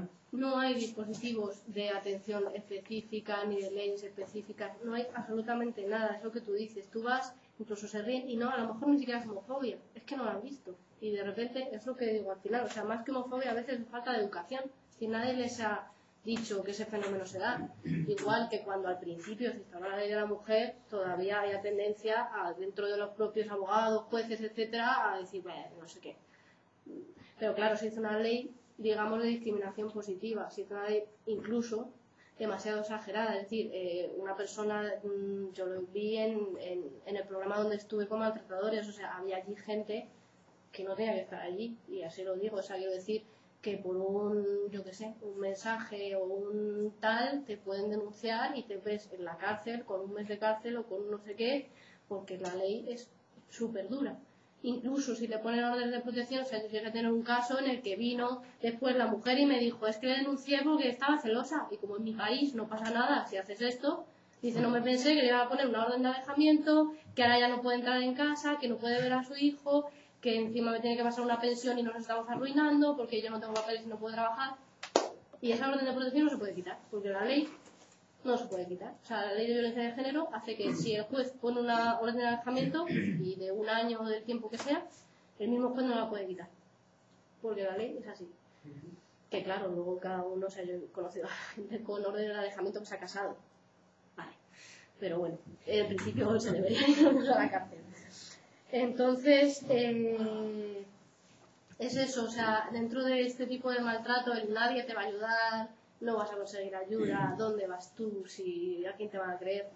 Cobra muchísimo más sentido, que ya se utilizaba dentro de las mujeres heterosexuales, pero es que ahora, o sea, dentro de esto, ahora mismo sí que hay casos, y yo tengo casos de noticias de periódico donde se ha tratado a parejas homosexuales como violencia de género, y se les ha impuesto pena de violencia de género, se ha puesto, pero porque la ley, entre comillas, pues cada uno la puede interpretar, o sea, los jueces tienen libertad, entre comillas, para interpretarla, pero lo que es la ley estricta no cabe. O sea, si el juez la quiere interpretar estricta, no entra estos casos. Igual, por ejemplo, disculpa, sí que hubo la pena fue de orden de alejamiento para esa persona de 2 años. Y cada 6 meses sí que me llamaban, que no me recuerdo qué juzgado, para preguntarme de que si acaso se estaba llevando a cabo sí o sí la pena, ¿sabes? Sí, si esa persona, por ejemplo, no ha tenido contacto conmigo a través de forma telemática o telefónica o escrita y tal, no. Pero sí que lo hacían desde aquí de Madrid, que sí. cada 6 meses sí que me llamaban. Claro, y evidentemente si, por ejemplo, una persona, yo tuve un caso donde era un maltrato al revés, es decir, yo tenía allí, entre comillas, al agresor, y el agresor no era tal agresor, el agresor era agredido por su mujer y tenía un maltrato psicológico bestial, y el último paso había sido denunciarle para hacer una vida imposible. ¿Qué pasó? Que trabajaba en no sé qué supermercado, no sé qué historias, era cajero el chaval, y de repente llegó la mujer, iba a comprar, y llamaba a esto, oye, que está violando la orden de alejamiento porque le tengo a menos de 1 metro. Estaba en su puesto de trabajo y le detuvieron.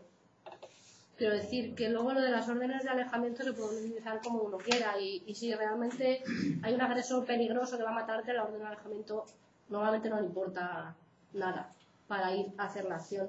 Pero sí que en otros casos sirve, y quiero decir, esos derechos tendríamos que acceder a ellos, o sea, de todas. Entonces, como conclusiones, que hay un vacío absoluto de información, tanto para profesionales como yo o cualquiera que se quiera acercar al tema, como para afectados, es decir, no se ve, no existe, sobre todo en España no hay, como dices tú, llamar 016 y no me hacen caso, o sea, no conozco refugios de mujeres lesbianas. A lo mejor pueden hacer la vista gorda y meterte, pero no los hay. Y claro, para hombres, refugio de hombres maltratados, ¿dónde se ha visto eso? No hay. Entonces, los perros maltratados creo que sí. De perros sí, de hombres no. Menos legales. Mitos que llevan a distorsiones cognitivas. Dos mujeres no se pueden dañar, los hombres se pelean y no pasa nada, los roles es que pueden tener rol de activo y rol de pasivo, es que uno puede ser más femenino y otro más masculino, que además eso también es otra cosa que tal, si tú ves una pareja y ves, por ejemplo, pues voy a poner de ejemplo, pareja homosexual, oso masculino, grandísimo, machote y afeminado, descuchimizado, no sé qué, ¿cuál es el maltratador? ¿Quién vas a tender a decir es más fuerte físicamente y más no sé qué? Mentira. ¿Por qué? ¿Por qué? Es que además asumimos eso como desde un concepto de género heterosexual. O sea, ¿por qué el más fuerte tiene que ser el que no? No. O sea, para nada. Entonces, también que tiene las mismas características, ya lo he dicho, pero que tiene distintas, habría que verlo y habría que estudiarlo y habrá que hacer encuestas y habrá que hacer estudios y se está haciendo muy poco. Sí que se empezar a ver cosas, pero muy pocas. Abandonar los mitos de dar una mala imagen del colectivo, que eso ya lo he dicho. Y evidentemente, como se ha hablado antes, el primer paso es la visibilidad. Es decir, que lo mismo que pasó con la ley de violencia de género, etcétera, etcétera, que pasara aquí, que se empezaran a ver dispositivos, que se empezara a ver no sé qué, que se empezara a concienciar los jueces. Por ejemplo, el dispositivo que he hablado antes, el de Broken Rainbow en Inglaterra, no solo atiende a víctimas, sino que da cursos a profesionales, abogados, a médicos, a profesores, etcétera. Es decir, están preparando un terreno para que si algún día eso sale, o sea, ya haya alguien que lo detecte. Es decir, que si viene un hombre y me dice que tiene un cardenal aquí y otro aquí, no sé qué, y que se ha caído por las escaleras y a mí no me cuadra, a lo mejor tengo que sospechar que no sé qué. Entonces, todo eso parte de la base de que se visibilice, de que se conciencie. Y lo que he dicho antes, no se sabe qué amplitud de alcance tiene porque no hay estudios que nos lo digan. Entonces, hay que conseguir modelos que apoyen esto, hay que conseguir muchísimas cosas todavía y que evidentemente hay que pedir los mismos derechos que se tienen en el maltrato heterosexual. Pero lo primero es que el fenómeno se vea. Y poco más que deciros, que gracias por venir porque llueve mucho y no, seguramente me apetecía salir de casa y que ha sido un placer. Y si me queréis preguntar, debatir, contarme casos o lo que sea, estoy abierta.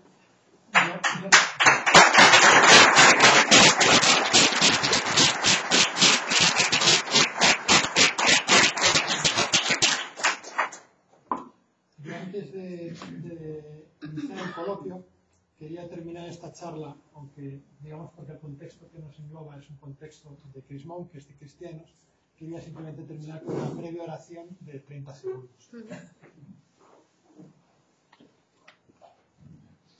Te hiciste niño y ternura, Emanuel, dejaste la gloria y te manchaste en el barro.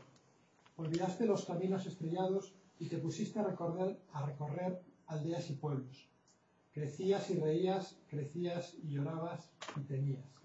Sabiduría infinita, tuviste que aprender y dudar y no saber. Naciste, niño Dios, en un planeta dramático. El hombre mata para sobrevivir y para prevalecer. Y tú viniste a esta tierra que también se abre a la belleza y al progreso.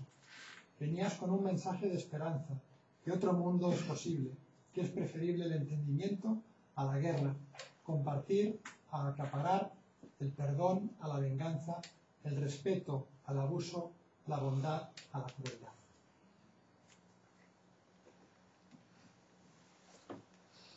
Bueno, pues con estas palabras, si queréis iniciamos ya, porque todavía tenemos pues un rato para poder hacer preguntas o hacer comentarios sobre este tema.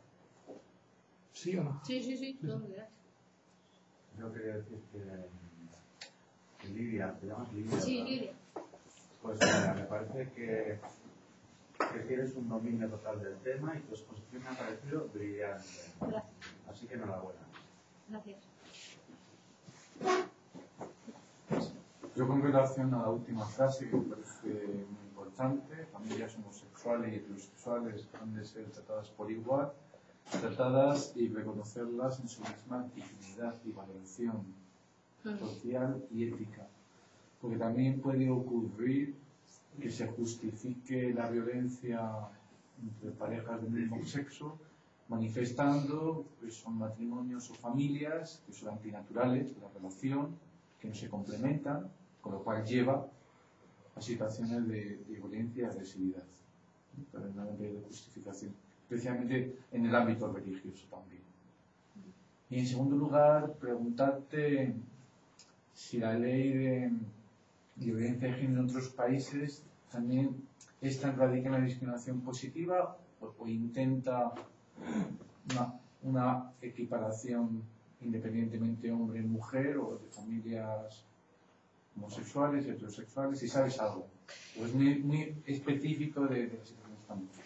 En principio, claro, de la situación española es lo que he dicho, es decir, que no hay reconocimiento, no se ve, etcétera. Lo que estoy estudiando ahora mismo, claro, sobre todo manuales estadounidenses, depende del estado en el que vivan. Entonces, por ejemplo, hay estados que han tenido, por ejemplo, San Francisco, etcétera, hay un montón de refugios, de maltratados, de leyes, de tal, de no sé qué, de apoyo del colectivo, pero en otras pues no hay absolutamente nada, o sea, están igual o peor que aquí porque tienen leyes en contra. Entonces, quiero decir que es que depende de los estados. Hasta ahora es lo que yo sé y en Inglaterra están prácticamente igual.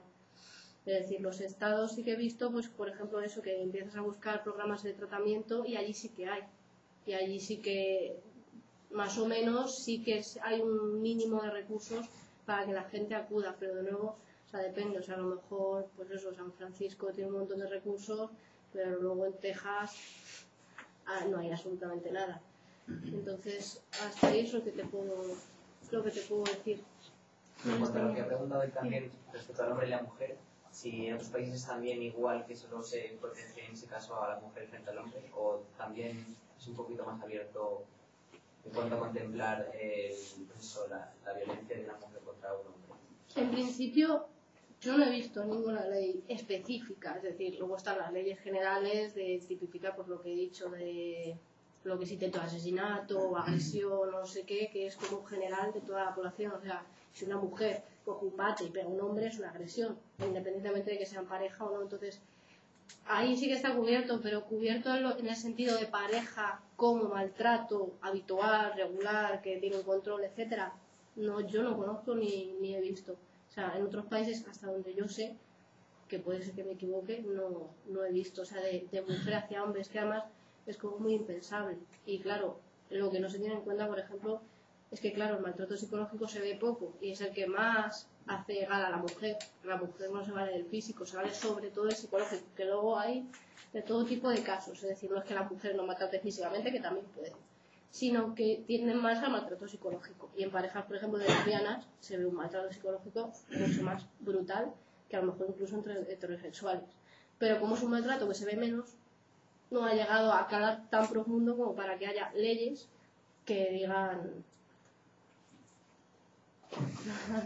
Yo más que, o sea, yo lamentablemente veo que estamos dando vueltas con respecto a una ley y creo que hay una ignorancia dentro del mismo colectivo a que esto es una realidad. Entonces, más allá de que vaya a aparecer el día de mañana una ley o deje de aparecer, creo que tenemos que tomar los diferentes colectivos, los diferentes colectivos, que esta realidad existe, que lamentablemente no nos damos cuenta de que existe y de que la padecemos.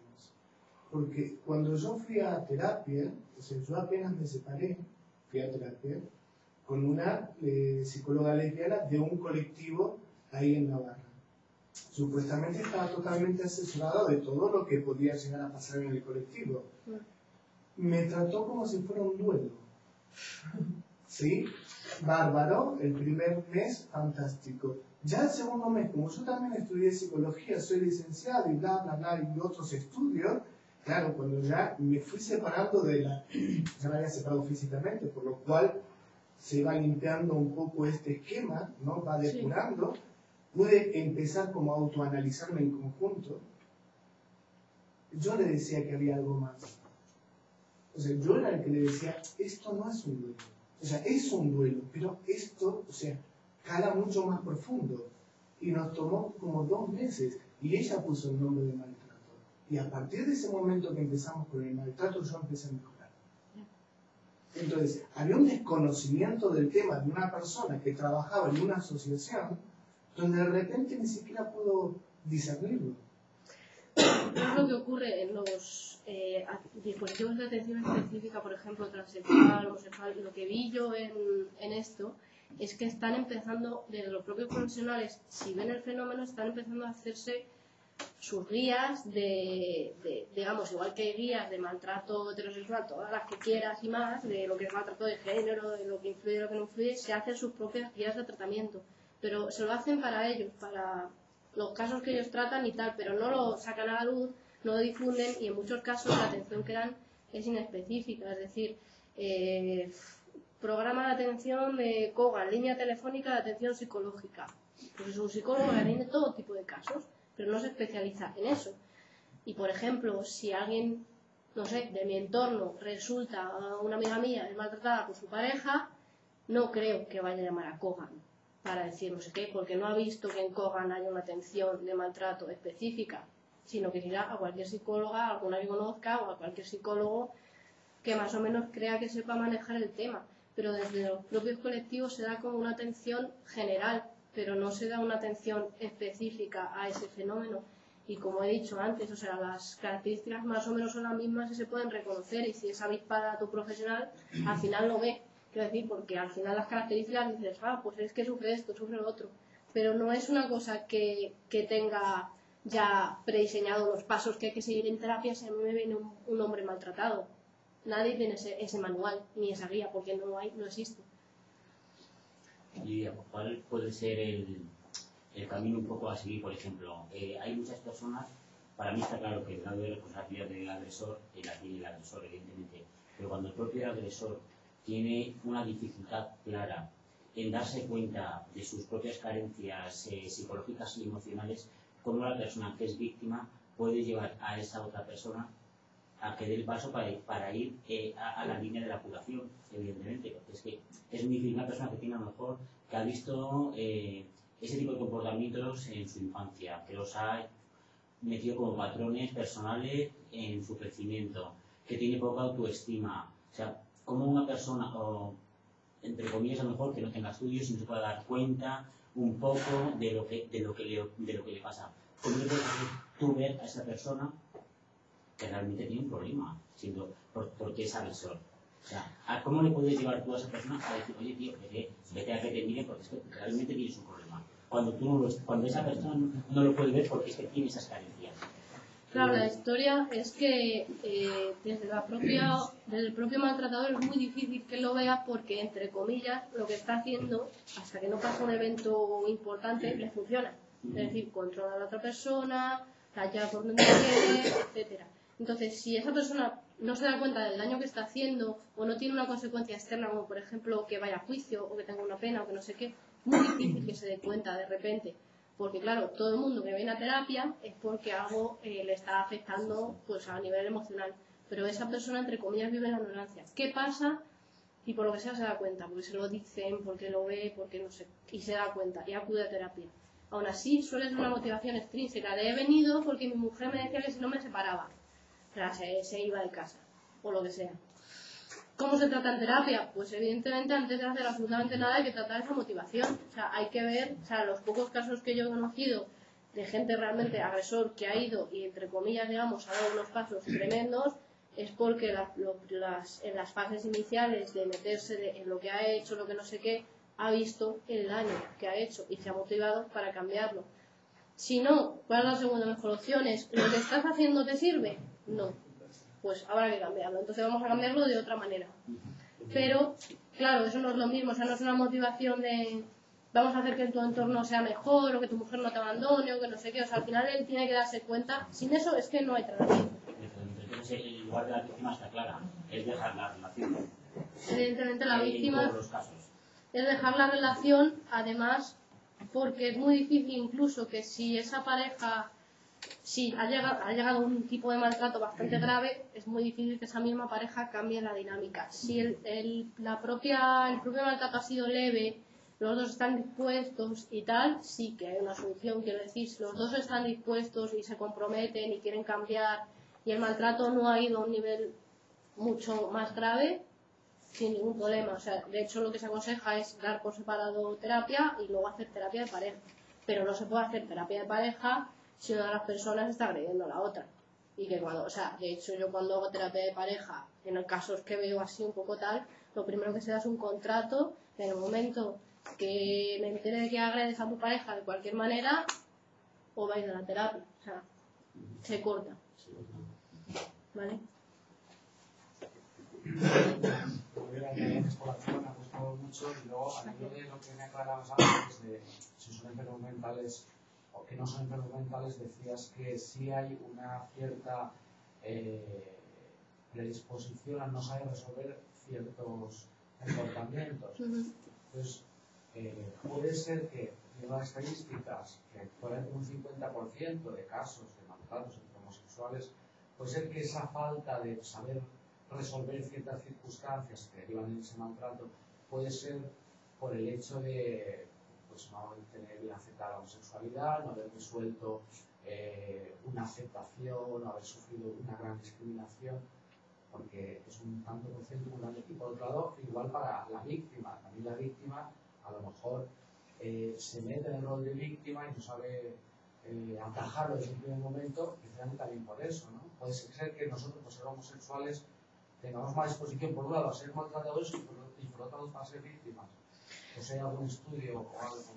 En principio, yo no he visto estudios al respecto. La historia es que sí que influye. O sea, lo que tú me estás diciendo, por ejemplo, imagínate una pareja de chicos y chicas en un pueblo perdido de por ahí, pues, con una clara homofobia y que además, que ellos sepan, son los únicos gays o homosexuales del pueblo.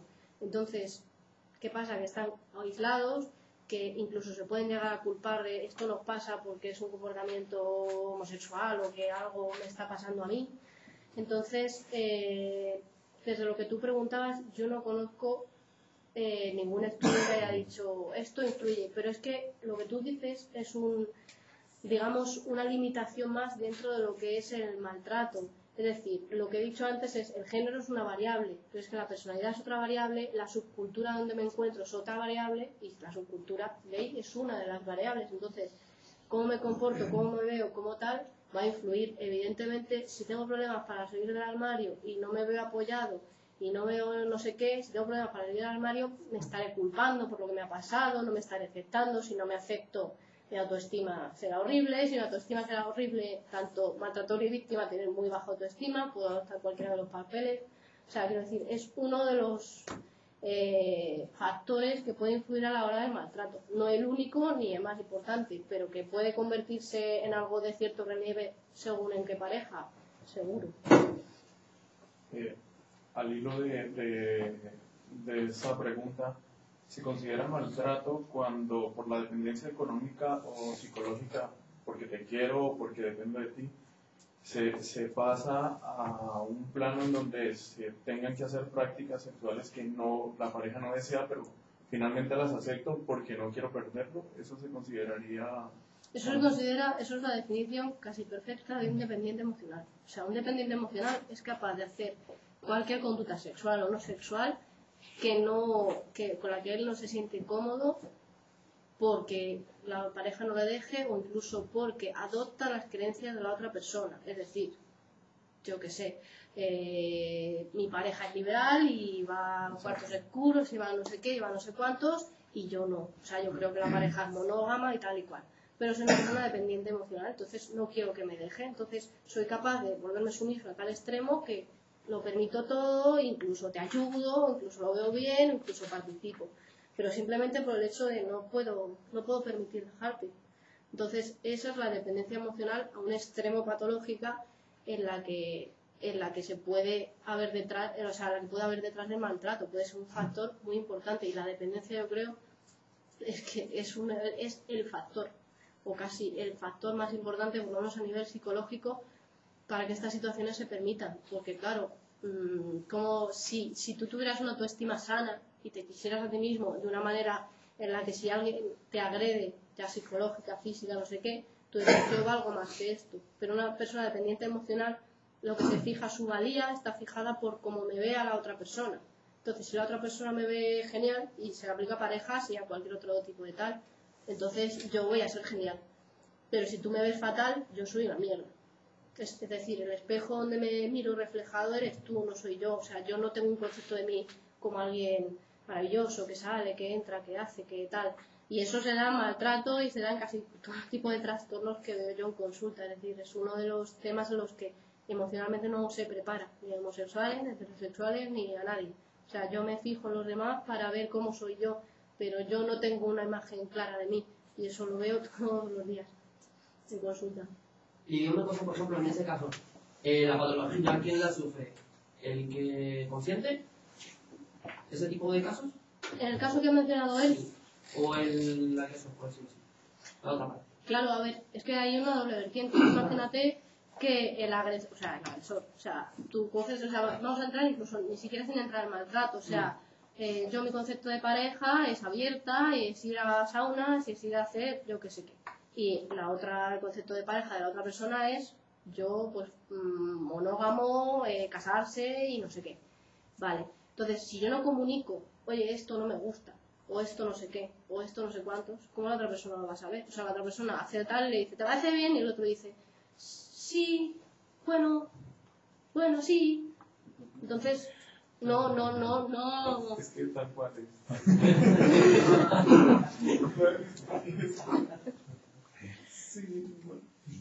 Entonces, la otra persona, o sea, no hay agresor ni agredido, hay una persona que se siente mal y no lo comunica. Pero eso puede pasar en maltrato y puede pasar en cualquier otro tipo de, digamos, de dinámica. O sea, eso entraría dentro de las dinámicas patológicas que se generan por la autoestima de cada una de las personas dentro de una pareja. Que se pueden generar también, o sea, hablamos de pareja, pero se pueden generar también en un grupo de amigos. Yo quiero ir a no sé qué sitio y tú me vas a decir que sí porque me dices a todo que sí. O sea, te digo a todo que sí porque te quiero caer bien. Entonces, tal, pero puede ser mi amigo, o sea, no puede ser ni siquiera una pareja, puede ser que te deje llevar porque tal. Entonces, agresor y agredido, pues depende. Hombre, si llega un punto en el que vulnera de verdad o hace daño de verdad física o de alguna manera explícita a la otra persona, sí. Pero si la otra persona lo que hace es no comunicar el daño que está recibiendo. ¿Alguna pregunta más? Es una cosa que el maltratador generalmente es maltratador porque tiene un convencimiento de que ese comportamiento no le va a suponer consecuencias negativas para él. Y en eso quiero decir que estoy completamente de acuerdo contigo. Yo no he tenido maltrato de pareja, pero sí he vivido en mi familia. Mi padre ha sido maltratador y tengo un tío que también es maltratador, ha pegado a los padres, ha maltratado a la hermana, ha maltratado a las hijas, a la mujer. Y te puedo decir que hasta que yo no me puse y le cogí un día y le dije, mira, esa última vez que pones la mano encima a una mujer de esta familia, porque como me enteré, vengo y te hago fosfatina. Y desde entonces ya no he vuelto a repetir el comportamiento. Eso es lo que algunos habéis dicho que son enfermos mentales. De enfermos mentales, nada.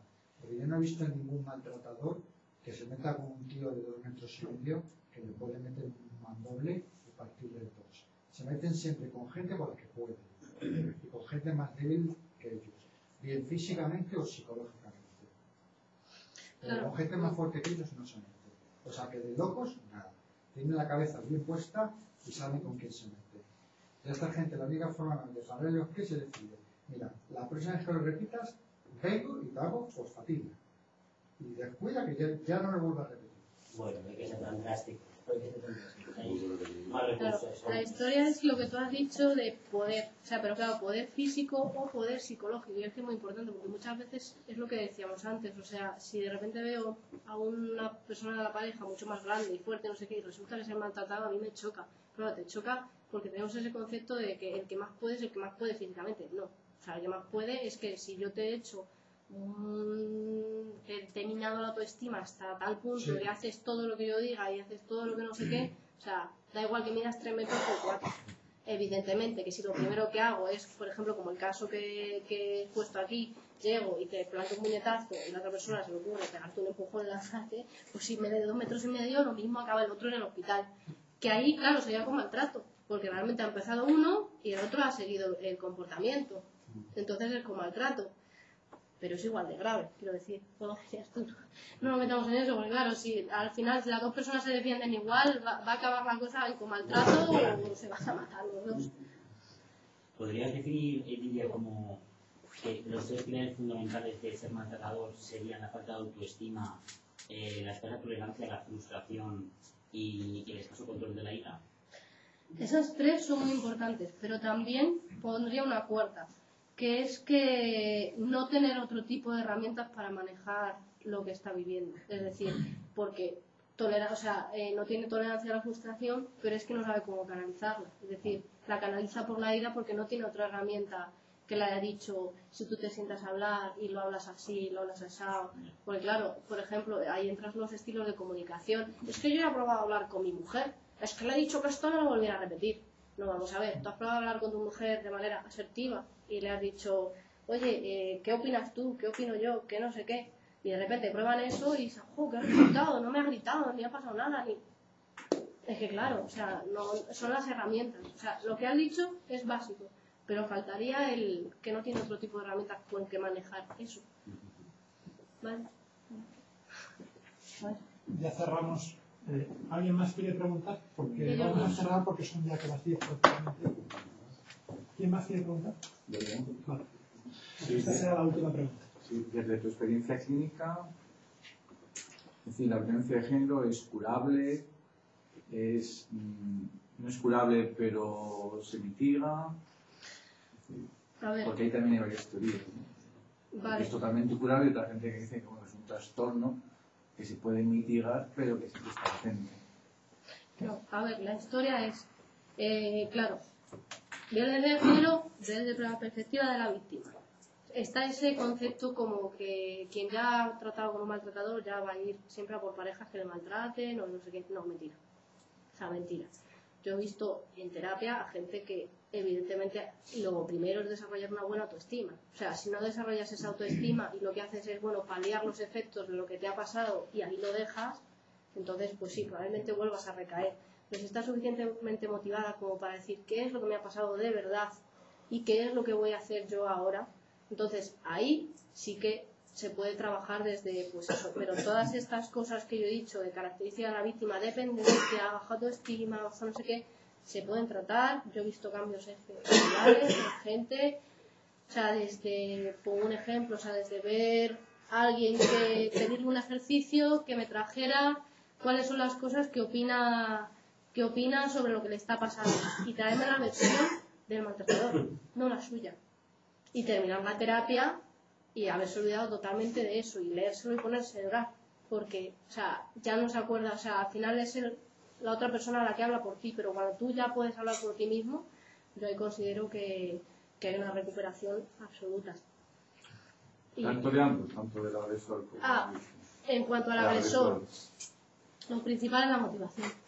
Es que el agresor, si no hay motivación real de quiero cambiar porque es que no quiero ser así, es que me ha afectado, es que no sé qué, no va a haber recuperación. Pero por motivación hay agresores que se furan, ¿no? Sí, y yo he visto evidentemente, pero es lo que en psicología se llama romper, tienen que romper, es decir, tienen que darse cuenta de lo que han hecho y en un punto, entre comillas, necesario, hundirse. Es decir, darme cuenta de todo lo que he hecho y echarme a llorar y decir, madre mía, o sea, arrepentirse de verdad de lo que ha pasado y asumirlo y asumir que no quiero, o sea, responsabilizarse, es que la palabra es responsabilizarse de lo que estoy haciendo y no culparse como, ay, pobrecito mío, no, responsabilizarse y decir, ahora lo hago, voy a hacer distinto.